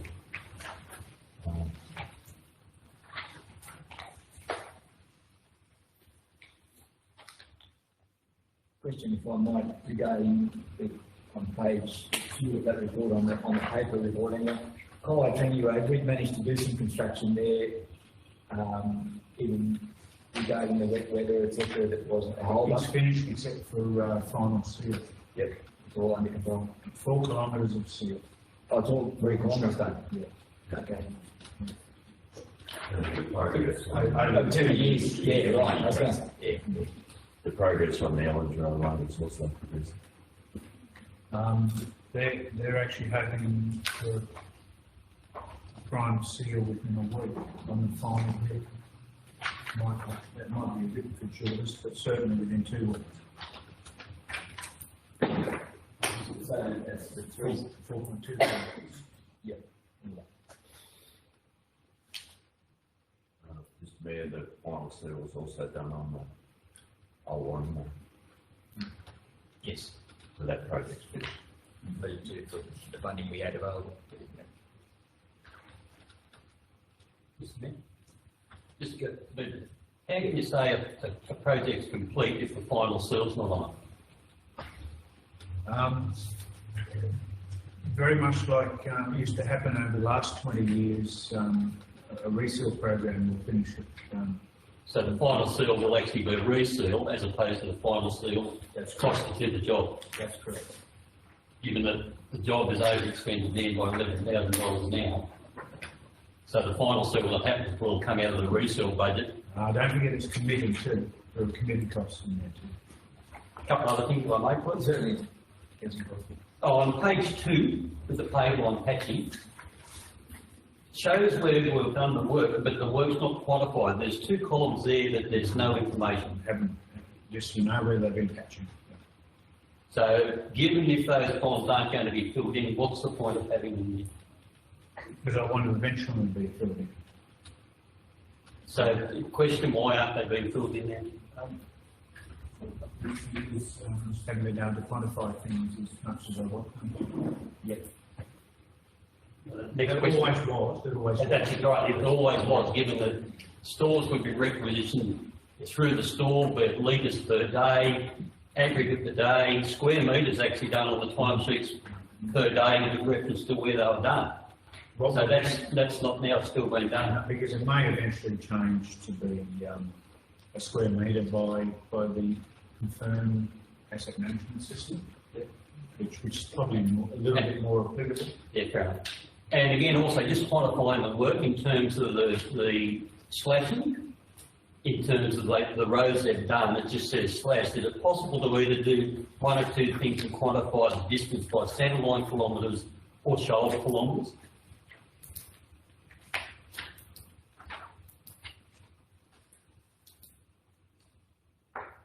Yes. However, if the whole road's there, you know that the whole Warren Road that's sealed has been done. Yeah, but again, if you don't know the distance of the road, and some may, some might. Wombetter Road, for instance, 30 kilometres. So it's either 60 X kilometres or 30 centreline kilometres.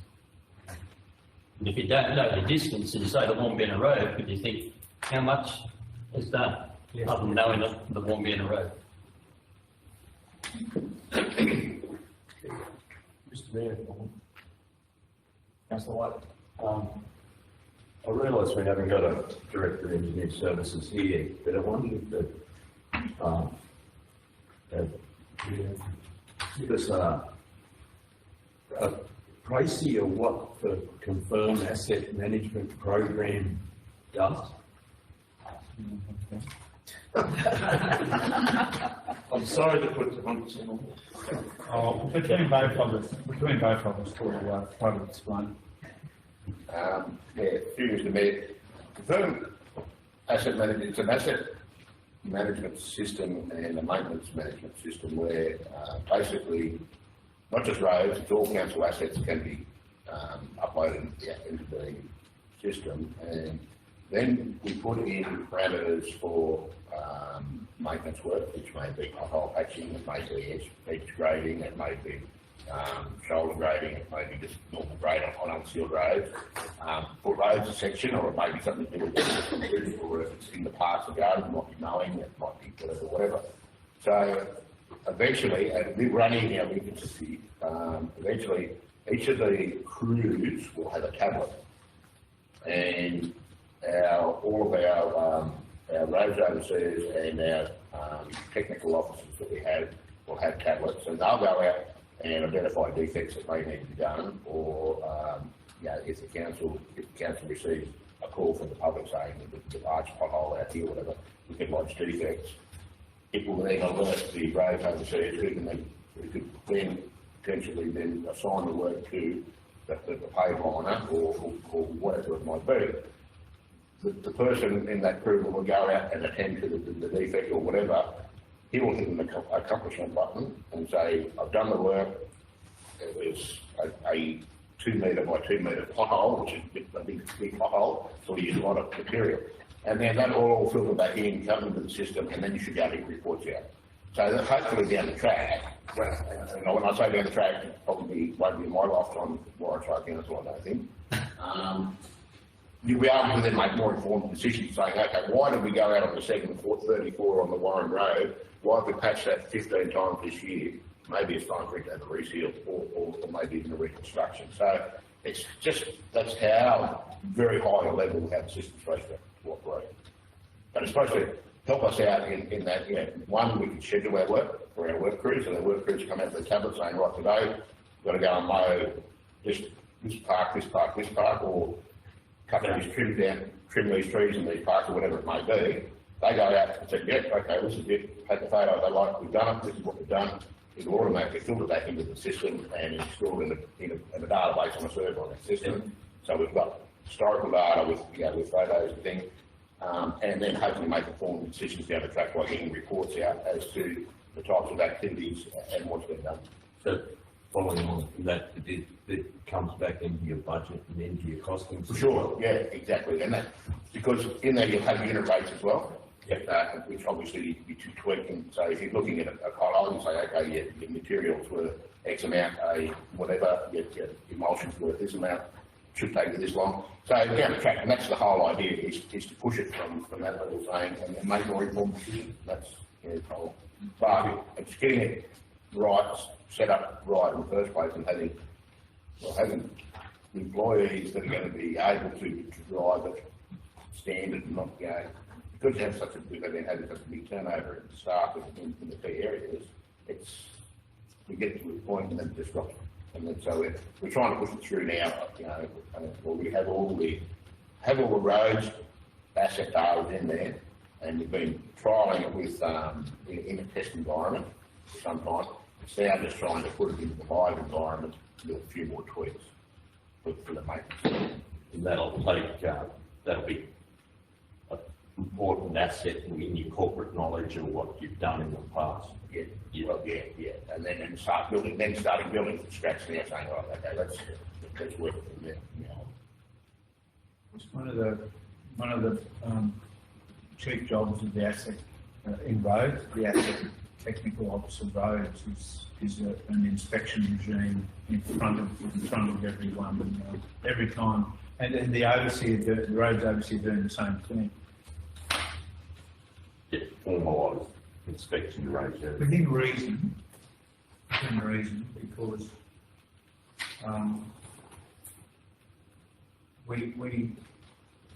there is AI stuff coming, and we're actually part of a process to see whether it's actually usable through the Roads and Transport Directorate. AI being magical stuff. Magical stuff that probably will be good for the roads of Canterbury Bankstown, picking up certain things in the roughness, but we have to work. One of the things is the test is it ever going to be usable on an unsealed road network? And we don't want to be just all we're doing is putting data and photographs into a system that then no work comes out of it. Or there's so much work for it that the overseer and the assets technical officer could have picked the five jobs to do anyway. And that's always been a quandary for the last 20, 30 years. That you do have overseers and people constantly grazing and looking about. Is it good enough than a really big semi-AI system? And our system's not AI yet. Larger councils, large areas maybe, and we're talking when people have not 1,300 or 1,400 kilometres of roads, but 2,800 kilometres of roads, like Lachlan, for example. Lachlan's got almost 3,000 kilometres of roads, and I don't know how their overseers get around. Quickly. Yeah. And the AI system is on their vehicle that's picking it up for them, mate. But if he's doing 100 kilometres an hour, he'll know when he has to slow down to set to 60 kilometres an hour, and he knows that road might need a grade. The mere fact, I'm very pleased that one of the things that the Divisional Management Internet Services slowly set up was that, and they're really just high-level surveillance officers that are also helping a lot in the office too. And a lot of councils of our size don't have them. Narromine have had them for several years now, and it just adds to picking up what's out there and what needs to be improved, and some sort of risk management system over the top of things that are slightly higher priority than lower priority, because budgets aren't always do get exhausted. Thank you. Any further on item one of the representative engineering service report, the works progress report pertaining to roads. Councillor Walker. Mr Mayor, I'd just like to, page 7, it's to do with the industrial replacement. It's just a comment, well, here's a comment, the comment column, which is started in town and notice this day, but it says length will be reduced to reduce costs. So, is this happening already? Starting to, he's just trying to watch his costs. He's not going to go and pull out everything and then not be able to afford in the budget of 92,000. There are other budgets elsewhere, but he's finding that the estimated costs that are contained within that 92,000, it could be dearer, so he's controlling himself.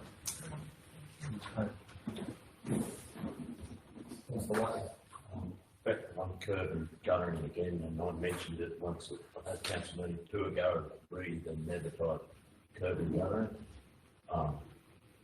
I'm not quite sure whether it's our responsibility or contractor's responsibility, that it's still as messy as hell. And the rain event that happened the last fortnight ago, the compaction of the road where the road meets the concrete is such that the water's not going into the gutter, it's going underneath the concrete. Okay, thank you. I know they hadn't done the ceiling in front of the curb and gutter and tidy up yet. They'd hopefully done a fair amount of footpath work, but They've done the footpath work.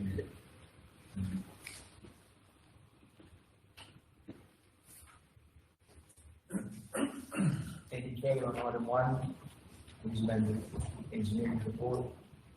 Going roads, Councillor Kinsey. Through you, Mr Mayor, does the council send staff out there to inspect those operations with the curbing and guttering? Has it? yeah. It's our staff who are finalising everything.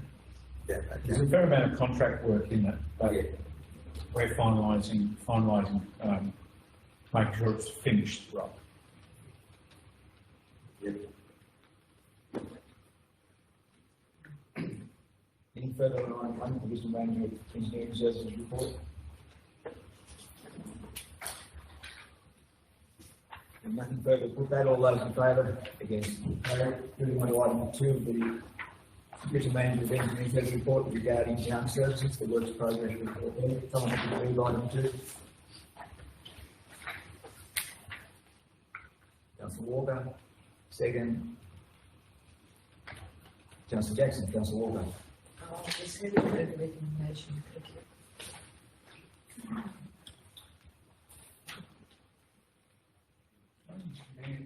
One area of the previous report that I thought I'd make sure I bring to council's attention in a couple of large grant applications that have gone in. Yes, I did. On page 10 of the works progress report roads. We can't really progress that. Just so you know. So I think we just have to, we've moved on to item 2 there. Sorry, Councillor, we're on item 2, the works progress report, town services. So we haven't moved in seconder. Councillor Walker, anything? It's just, I noticed I've circled, probably type error, it's to do with the Oxley Park River Water Pumping Station. In that comment, down the bottom, it's got a date, Newcastle in the week of 15th to 11th, 2012. I suspect that's probably, that's way there. Is there any update on, is the level 2 Thank you. I think that should say 20 Thank you, Councillor Walker, for drawing that to attention. Could be suitably amended, I think, before the minutes come out.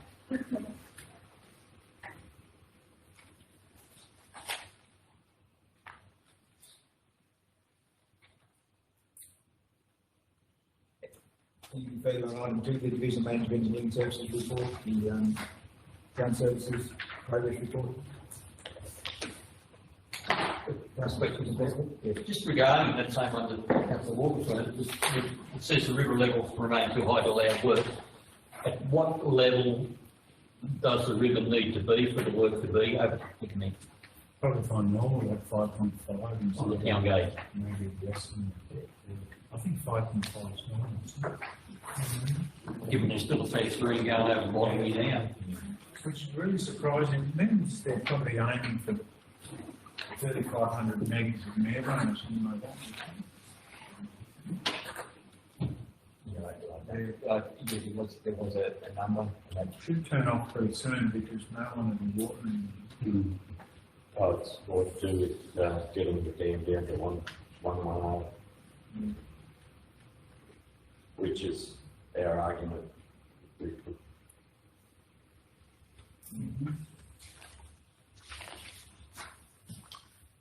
Any further on item 2, the user bank building services report, town services, progress report, Councillor Whiteley. Also, I realise that we have got our town services manager here, but, out of the weekend's, discussions, with the water supply connection between, the two reservoirs, I understand that's not operational yet. It's connected, it's just not being properly chlorinated. All right, so is the chlorination a problem, or we've got to fund it? I understand. I was out of my field, but I understood from the town services or active engineer that there's some funds there that aren't being used and can't be used. We're trying to make them be available by providing some justification to that part of New South Wales government. To finish the Yes. chlorination and finish the project.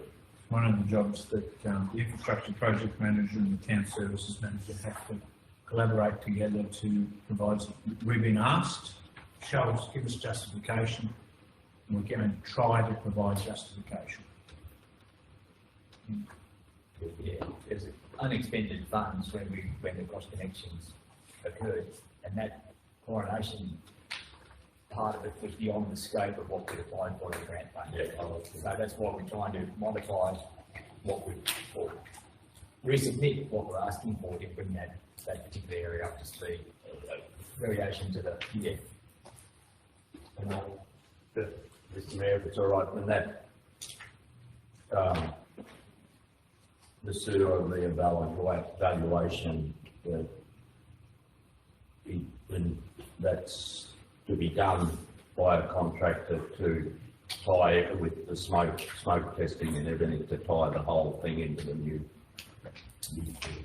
Well, you're trying to find out where there's a problem there is. So we've done smoke testing a few years ago now. We corrected exactly when that was, but just to find the problem. So in a rain event, there is major increase in the flow into the sewer. You would assume. In fact, we're getting. We need our new sewage treatment works online because within a day or two after, we're actually getting all our licence conditions. We're not Just solid license going over the land. Yeah. Just very quick question. So in light of the new treatment works, where's that at in terms of Within operation? a week, we might have we're hoping within a week we might have a licence. So the license within a week, operational? Hopefully then a week after that. It's almost just a turn on new pump station. Yep. And disconnect the old. There was a fair hold up, Councillor McCloskey, with getting Essential Energy to connect the power to the site. That's eventually happened, then now we're dealing with EPA and get the licence. We had our application into them between probably 6 weeks before Christmas. It noted in the paper, it said March, April, so you're hopeful mid-April maybe, somewhere around? Our draft licence came to us and we just asked for some corrections and hopefully that's within a week.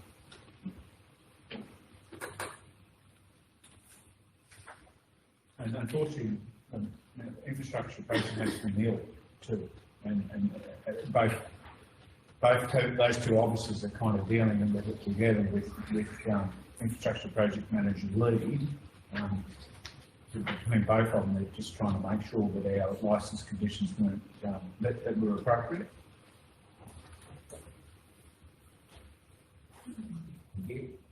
Anything further on item 2, the works progress report relating to town services, as the Commission of Engineering Services report?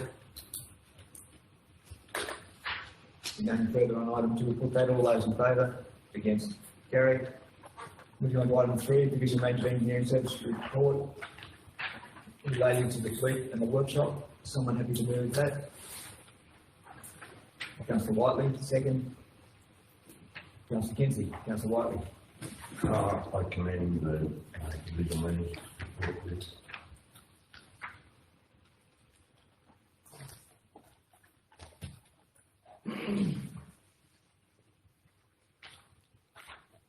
Question, perhaps to the gentleman, the Payline tire truck, is that a consistent problem, breaking the order in the hopper?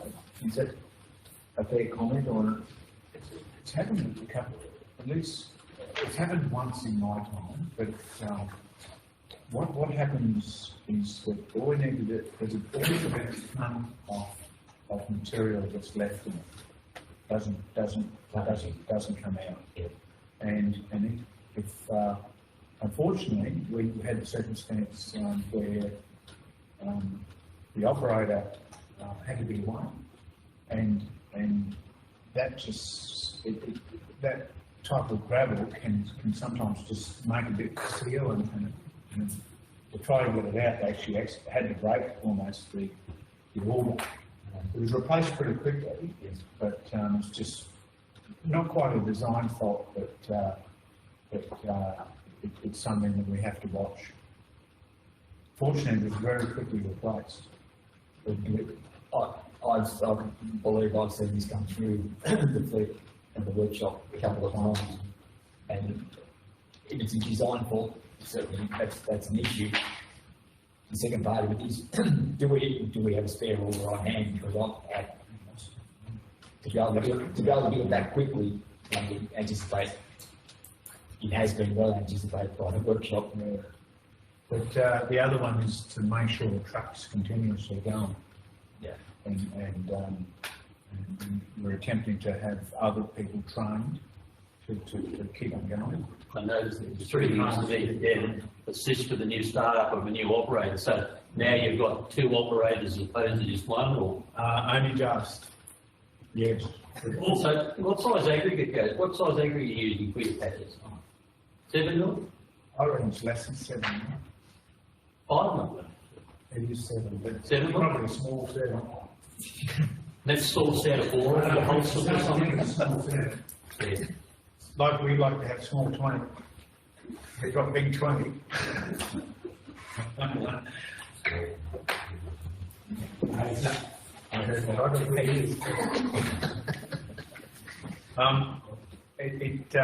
think many fact that it's actually got a little bit of cementing properties too, doesn't help. Could it be too small? Yeah, someone Too small. It's fine, it's like crusted dust. Yeah. Too many fines in it.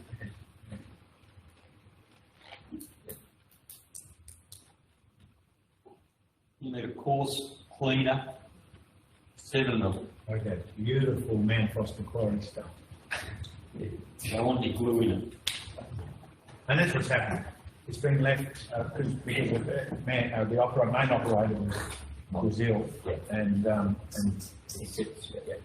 thank you for that information. Anything further on item 3, the works progress report pertaining to the fleet and workshop? Nothing further, put that. All those in favour? Against? Carried. Moving on to reports of the Major Health and Development. First of those, the development application approval. I'll hand to move that. Councillor Walker, second. Councillor Derrick. Councillor Walker. Yes, I'm happy to move the recommendation, and I was just wondering its progress since the time it was. Through you, Mr. Mayor, the applicant has been in contact with council, however, we haven't been able to catch each other at this stage. There's one. Question, so the use, is that the use of the ground for, Use the ground for, the question is, the development application related only to the use of the ground for? Through you, Mr. Mayor, no, it was to also include the accommodation upstairs. what I'm saying is the TA did include the accommodation, Yes. because they understand the accommodation is starting to be used. So, I don't The understand. accommodation is still as an accommodation facility. The bookings have been taken for accommodation upstairs during the gym season. Through you, Mr. Mayor, he would have to comply with those conditions as part of that use, which would include the disabled access and the fire services. So he would have to meet those requirements to offer accommodation.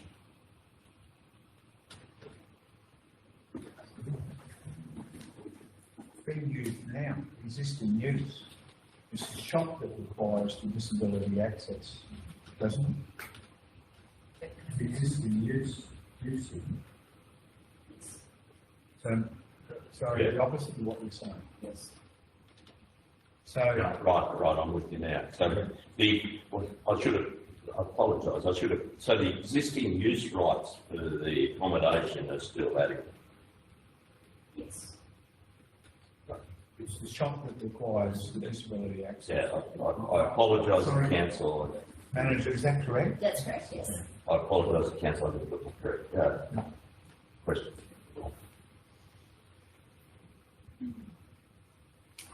Any further on item one of the manager of health and development's report? Nothing further with that, all those in favour? Carried. Moving on to item two, the works progress report from the manager of health and development. Someone happy to move it down? Councillor Derrick. Second, Councillor Walker. Councillor Derrick. Thank you, Mr. Mayor. I don't have any questions. Happy to move the recommendation.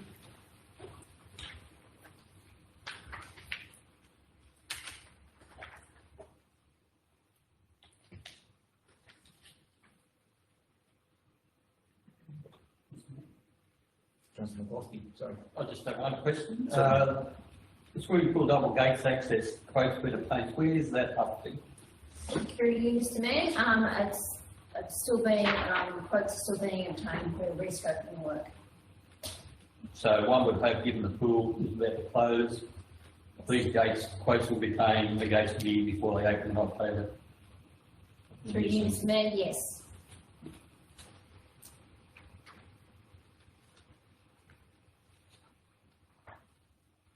And along the same lines, swimming pool refurbishment of the name of the group, Aqua. The manager has started to put pressure on them already. Finish it. And have they been receptive? He did not answer his phone yesterday, so no, he is not receptive. I will be squeaky wheel and harass him. Continue. Because it's a bit of a bugbear. Yes. Thank you. Councillor Jackson. Mr. Mayor, I'm just, this might be something other councillors are already aware of, but the electricity to the animal shelter with an easement to be created, what is the status of that? Through you, Mr. Mayor, I'm investigating whether that easement is actually required or not, so I'm waiting for Department of Crown Lands to get back to me on their requirements, because I've been advised of conflicting information. So yeah, I'm just waiting to get advice on the proceed with that. Councillor Walker. Mr. Mayor, I'm just asking about the transfer station at the tip. I noticed that the installed the drainage. So when's the next step? Is it to do the concreting or to do the hole? Yep. Through you, Mr. Mayor, It was listed on the vendor panel. The acting divisional manager engineering services was in charge of that, so he's not here. However, it did close, and I believe we received one tender price that I believe has been accepted, but I'm not too sure as to an expected time of commencement. Okay. We've got some earthworks, preparation earthworks to do before the concrete comes in, and they are progressing in front of the contractor. What Mr. Jones told. Thank you. Mr. Mayor, very similar vein, the ad for the garbage contract goes out next week. The documents to almost final draft stage. So apart from an analysis report that's going to go to the Ulamar Waste Depot Committee for the garbage service in May, there'll be also a final analysis of what's required for Council Day Labour to be fully operating the garbage Ulamar Waste Depot from the 1st to the 7th onwards, including required equipment and processes. Thank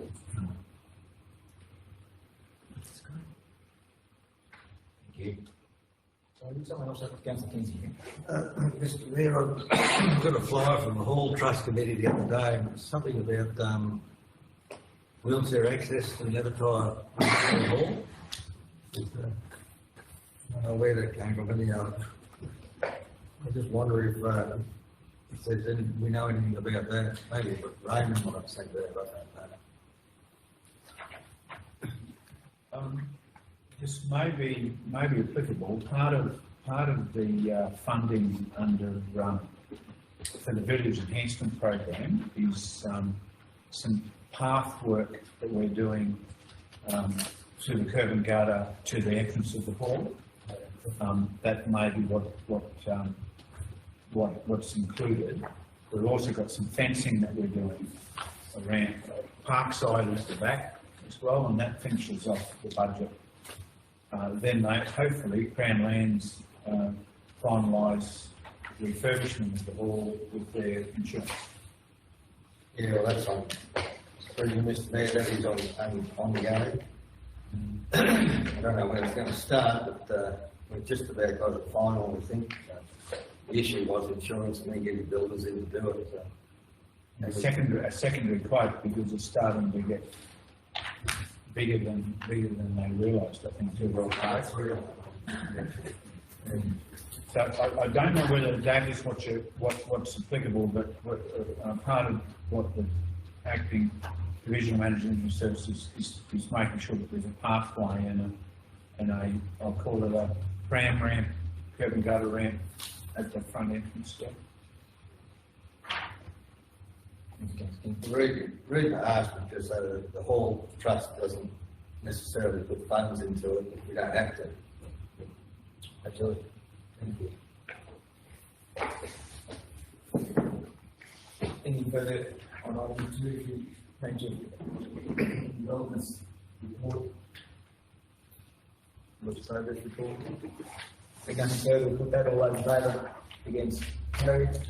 Item 3, Major Health Developments report regarding the employment zone reforms, particularly pertaining to the local environmental plans. Someone happy to move the recommendation? Thank you, Councillor Whiteley. Second, Councillor Kinsley. Councillor Whiteley. Yeah, I commend the report to council. Good question. If the manager of Health and Development Services could just propose that, it's basically changing some terminology in the LNP. Through you, Mr. Mayor, 100% correct. Yep. And as I've probably questioned you before, we're due for an LEB review this year. That is correct, yes. Yep.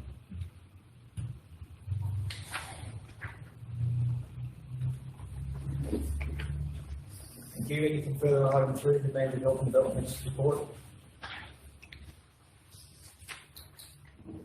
Nothing further to put that, all those in favour, against, carried. Moving on to item 4 of the Manager Health and Development report regarding agritourism amendment order relating again to the local environmental plan. Someone happy to move the recommendation? Councillor Walker, second Councillor Jackson. Councillor Walker.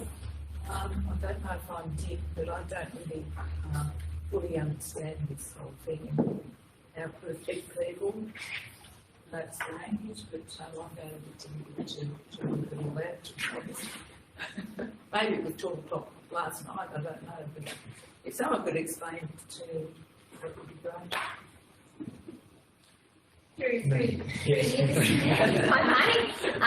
So essentially, as everyone will be aware, housing and accommodation is an issue in the Western region, and I believe that this is one way to try to assist with those issues. It gives you flexibility for accommodation mainly on farm stays and things like that. We already have those options available within our LAP, so it's more of a definition and incorporating additional optional clauses. Those developments would still be subject to development approval.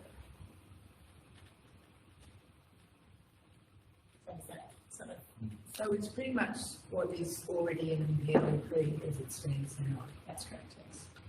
So why, what's the actual? So there is addition of definitions, the addition of definitions in relation to agritourism, and also additional optional clauses. So our LAP is same for same. Some LAPs may not be written that way.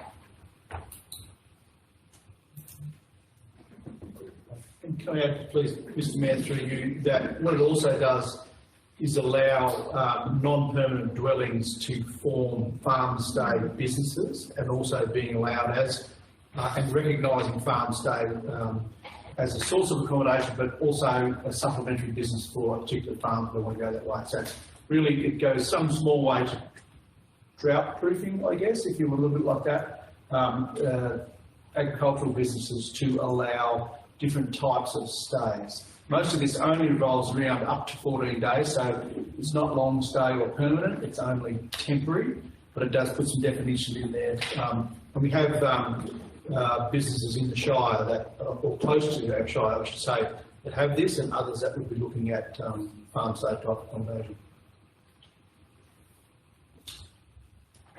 Thank you. Councillor Walker. If you had one of these, they had those towable tiny houses, they call them. You can tow them, you set them on America. If you were to put one out on a place, you don't need to have council approval for that. It really depends on the type of vehicle it is. Movable dwellings are covered under the Local Government Act, similarly to caravan parks. So yeah, it depends. It really depends on the merits of the application. Yep.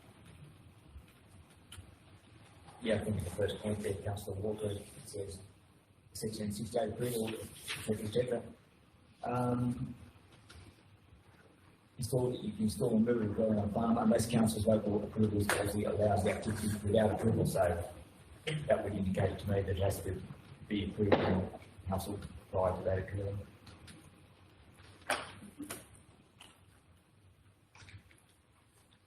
Anything, sorry, Councillor Jackson. Mayor, to the Natural Health Development Services, in regards to these farm stay accommodation,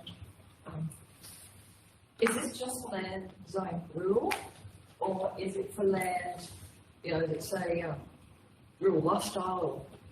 Because someone from a metro area might consider a lifestyle block to be a farm. Through you, Mr. Mayor, it is deemed agricultural land, and they have to have that being their marginally income source, an ABN, and there's certain legislative criteria around what's considered agricultural. So I don't believe it would fit the criteria of marginal residential. Yeah. One of the things there, that's land use zones where agriculture is permissible, so that would to me indicate that it's agricultural land. Councillor Jackson, is that your view? I was just wondering, Mr Mayor, because there are a number of lifestyle blocks where they do grow, they have a paddock of oats, they raise cattle, that's agriculture, it's not large scale farming, but there is income derived from baling hay or, raising stock and selling them. And it is marginal income, but it does form part of their household income, and there is permitted use for that land.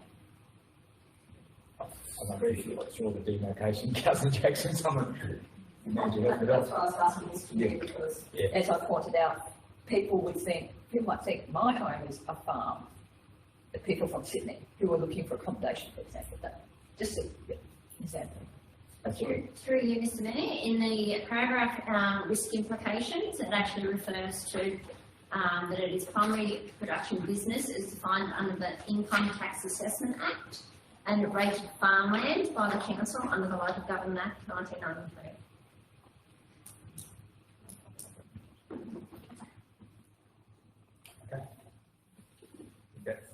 So through you, Mr Mayor, how do you see this might help accommodation? It's an issue. Only people are willing to do this sort of thing. I don't see that it's, that's put out as helping accommodation and make a big difference. Through the Mr Mayor, because our LNP is written very same for same, and we may not see any differences in our shire. However, other areas where the LNPs aren't written as such may see, where there's interest in development, you may see an increase in that type of development. I don't have crystal balls, so unfortunately, I don't know.